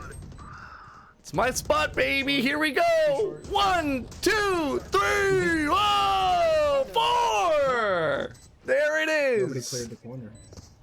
There it is. And there's no risk, absolutely zero risk for RAZE to do that. Zero risk, because guess what? They're on bonus, so if they lose, it's not a big deal. If You walk by it, you win. Especially, I think was that our omen smoke or was that their omen smoke? That was theirs, I think. Okay. And that was really his terrible smoke. It wasn't that great of a smoke. Really benefited them there. Yeah. Yeah. Because he's inside that smoke right now. Mm-hmm. Smoke is short. Too short. The spot is called worthy. Literally, some of my teams just call it worthy now. And that's how you know he can clear it. He's worthy! He's worthy! Okay. After a game like this, so we're gonna lose here. And I just posted a TikTok, I'm not sure if you saw it. Did you see the one I just posted recently, Luke? Possibly. Which one was it? Okay, so it's the Houdini protocol, okay? Yes, I did just see that, yeah. Cool. This is a perfect opportunity after this rank game because, hey, listen, this is a tilting game, right? This one is, like, we're losing 13-3. And it's going to hurt. Now, this can affect our mental for all the games coming up after us. So what my recommendation for you right now is to run that protocol. Ask yourself, what was good about that loss? What did I learn? And what can I do better? And just list things off. You can take a notepad and just keep writing things. Write as many as you possibly can. Within a minute, see how many you can get down. Just write anything positive. If I were doing it, I could probably get about 20 things within a minute, right? Depending on how fast I can write. If I type, it's probably faster. But I can just list them off for you. And it's very important for you to do that because you want to set your mindset right for the next game, right? Take a couple of time, take a bit of time, go for a reset, go for a walk, eat a meal, do something else, and ask yourself those 3 questions, and you're gonna set yourself up better for the next one. Because guess what? I feel like I'm pretty good at that. I'm like not even taking it. Every game is different, and every single person plays different inside that game. To think that one game, like, if you let it affect your mental, it will transfer into the next game. But if you don't, it doesn't have to. Just go to, like, play some deathmatch, crispen up on your aim, and then hit it again. And as long as you're feeling good and you don't feel like anxious and worked up over that loss that you just suffered, then it's fine to just go for another one. But if you are feeling like that, like 100%, just take a break and maybe like watch some mechanic videos or, like tips and tricks. Like I like to watch like the pro tips or like all that kind of stuff all the time. Whenever I'm feeling like I'm doing awful, and like, what would somebody who plays this agent have done in that situation? Who plays at a very competitive level? So you're right on the right pace with all these things. The other thing that you might want to look into too is that we want to have productive time when we're playing. We don't necessarily have to keep playing. We don't need to keep queuing. We could do other things that are going to help our mental. We're going to do other things that can help our overall performance. One of those things being, go to the gym, start working out, eat nutritious meals that are going to give you proper energy, sleep properly, all these different things. You don't have to play 16 hours a day to become pro. In fact, you should be playing less and making that time productive, and everything else outside of the time that you're playing should be made to making yourself better in game. Okay? I work out regularly. I actually have workout programs that are catered to gamers specifically. So if you guys are ever curious about those things, there will be courses that I'll be releasing on my website in the next couple months that will cover all those things. Okay. Yeah, So that's awesome. Go ahead. I just got done with I sent you a picture in our private Discord chat. I just got done with gyno surgery, but I'll be back in the gym soon. Awesome. Yeah, I usually work out. was it you that sent me I think you sent me money and it was the Fitness Freak? Or was that someone else? No. Okay, so someone else sent me a thing saying Fitness Freak. So I think it's dark. I think it might be dark. But anyways, No, awesome. I didn't think it was neat when I went over there and looked at your whole personal training page and everything. Oh, okay. Okay, cool. Yeah, well, we can have a conversation about that afterward too if you wanted to go through some stuff like that. But that being said, what are your top takeaways from today? Okay, so top takeaways from this is I really like the post plant stretching thing, like pulling back from sight and just controlling angles. Because right now, like I'm getting suffocated. I have like 7 different angles. Like, top of heaven, sewers, a link, and fucking long. All of those things I have to constantly crosshair over. So just isolating and playing my post plant better. Let's see what else. And for my teammates, don't expect like I'm playing with my old comp team and pretend like they know exactly what I'm talking about, and I can expect them to do everything. When you're in ranked, you're playing for yourself. You just gotta. Unfortunately, it might bring some bad habits into your actual team play, but I would definitely recommend just see if you can get into some scrims as well at some point. You can even scrim at your elo, but I probably wouldn't. I would wait until you get to at least to Ascendant, but definitely as soon as you can, start getting onto those teams. Aggressive has a team. Maybe he has a sub spot for you, because I think you're gonna probably be immortal in no time, right? So you'll be able to actually compete at that level. But that might give you some connections to be able to start scrimming and getting to understand the actual game being played. So that would be someone I can. It's so much different. Like the first time I ever played comp, I was like fucking 15 or 16 in CS, and I started playing it, and I was like, okay, we're playing a different game now. This isn't a pug. This is everything is thought out. Like every single round, every scenario, we have a plan for, and it needs to be done right. Right. Yeah. So that would be neat. I definitely want to try to get to a little bit higher elo first. Yeah, Aggressive says highly recommend 10-mans over ranked. Aggressive, I actually wouldn't mind knowing where you're doing your 10-mans, because I've been wanting to do 10-mans as well, because I'd rather do that than fucking play ranked any fucking day. And if I'm ever going to play again, that's how I used to play, is just do 10-man. So if you can link us something, maybe even a Discord or something like that, that would be great. And I can pass it along to him. Awesome. Any other takeaways before we move on to our next student? Just, what else?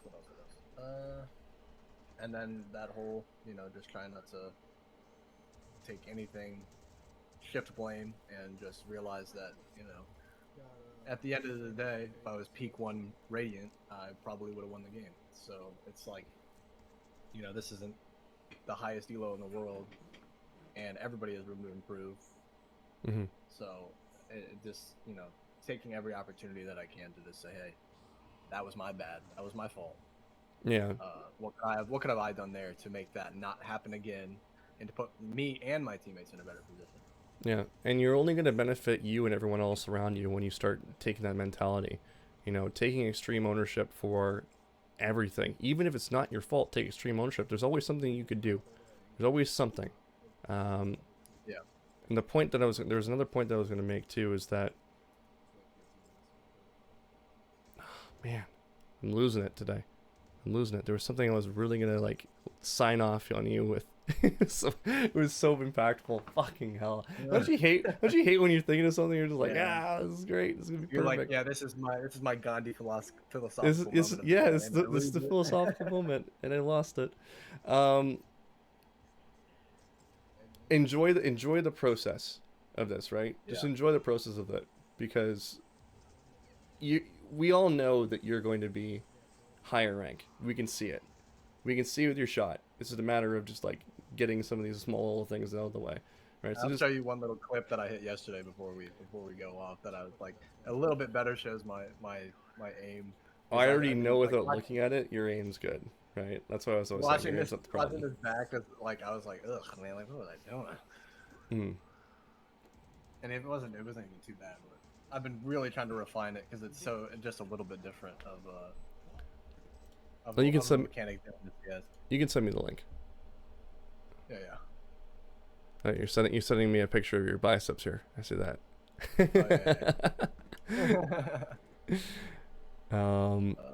Okay. You can send me the link. I'm gonna. Oh, there. You got it. I got it shared. If that's not what you want to do, that's fine. Yeah, that's fine. Yeah, we can do that. God. I wish I could remember what I was gonna say to you. This is me playing Phoenix yesterday. All right. Almost died there.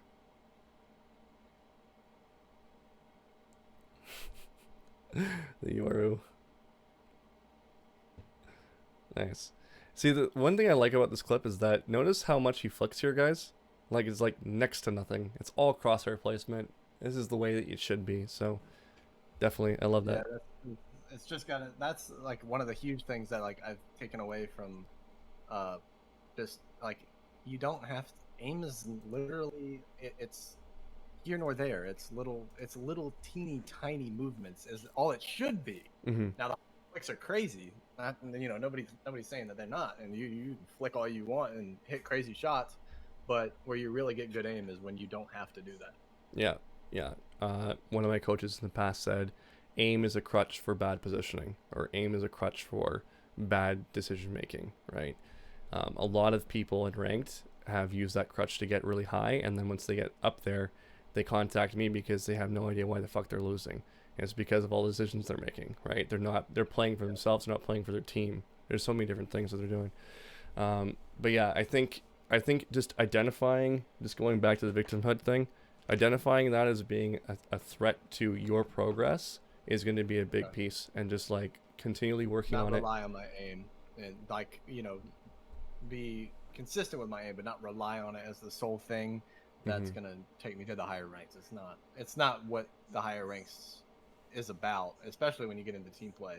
Right. I mean, you have to be just as smart, if not smarter, than what your aim is. I mean, that's aiming is not the, you know, there's like you said earlier, there's gold players that are absolutely insane aimers, Yeah. but you're standing out in the middle of the open, like with your eyes closed. Yeah, Well, it's like we're gonna be watching a VOD. It's the last one of the night where something similar happened to me. I was playing gold, and I'm coming out of elbow on breeze, and I'm looking towards nest, and someone's standing on the boxes to the right outside of nest, just out in the open. And I'm sitting there like, how do you have the balls to stand there where there could be someone running up mid? That's another thing. Like when I was getting out of cause I placed like bronze 3, so I was like, when I was trying to get out of there, like I'm thinking like Counter-Strike and like playing at a little bit of a higher level, so it's like mind numbing and like character breaking to just like die from the dumbest spot you could imagine somebody to be in. Like, why are you playing that? And like, you don't even check it, because it's like, no way that guy's sitting on top of 3 tires in the back of a site that they're not even playing on, or wherever. And for some reason, that has always got to me. It's like playing against really low elo players. Some reason I just get shit on. Yeah. They're crazy positioning that they're like no brain. It's like playing chess against somebody who doesn't. Yeah, there's just like even a person. Yeah, there's actually something to be said about that too. Is like sometimes when you're playing a person who has no idea what the hell they're doing, that's the most threatening player to play against, because you can't predict what's going on. Yeah, it's terrifying playing at those low ranks. It really is. That's why I'm dreading the day that sooner or later I'm going to do an unranked to Radiant climb as an educational. Okay. And I just know that as soon as I start playing gold, I'm gonna be like, fuck, like I cannot predict these guys at all. It's so hard. Yeah, that's gonna be it. Like as soon as I got out of gold, the first 2 games, I felt a little bit more at home, because people were doing things that felt a little bit normal to me, and I was like, okay, like, yeah, he's peeking that, they're gonna rotate this, that, and the other thing. But before then, it was just I wouldn't even call it controlled chaos. It was just chaos. I mean, it's just aim duels and maybe get the spike down. Yeah, exactly. So so I look forward to seeing that. It'll be interesting to watch the climb to Radiant. Yeah, we'll see. I hate playing, so I'll probably just end up doing everything I'm not supposed to be doing and just raging the whole time. So it could be fun content. Maybe you can give me therapy sessions when I'm swinging between Immortal 3 and Radiant. I mean, crying. I might need therapy sessions first, but at any rate, thank you so much for your time. I hope that was helpful, and I can see that you're going to do. In like a month, if that sounds good. I'm gonna try to grind out these ranks a little more. I might keep in touch with you a little bit through Discord. Yeah. Fire questions away, man. Honestly, like I'm here as a resource for you all the time, and I think the next big step for you is once you start scrimming, that's when we can have another VOD, because then you're going to start actually playing the game at that point, and there'll be different things that you'll have to pick up from there. So whenever that is, you let me know, and then we're good to go. All right. I'll see you later then, man. I'll be chimed in the stream for a little while while I play some deathmatch, and then I'm probably gonna hit up some combat.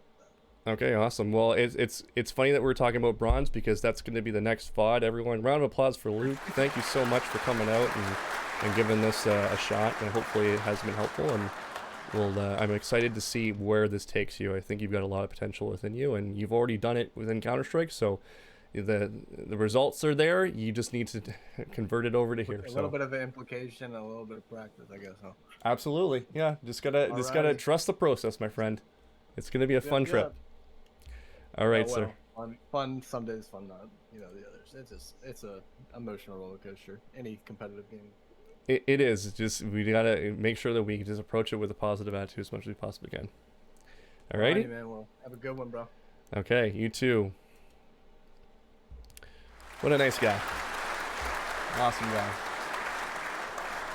Before we transition to the next one, is there any questions in chat for anything that we've gone over so far? Dylan, how's it going? Welcome. Sorry I wasn't able to say hi right away. Just in the middle of that. Anything so far? Anything that's popped up that you guys wanted to quickly chat about before we get Aziz in here? Aziz is going to be our next one. Aziz has a very interesting VOD. Aziz is a bronze player.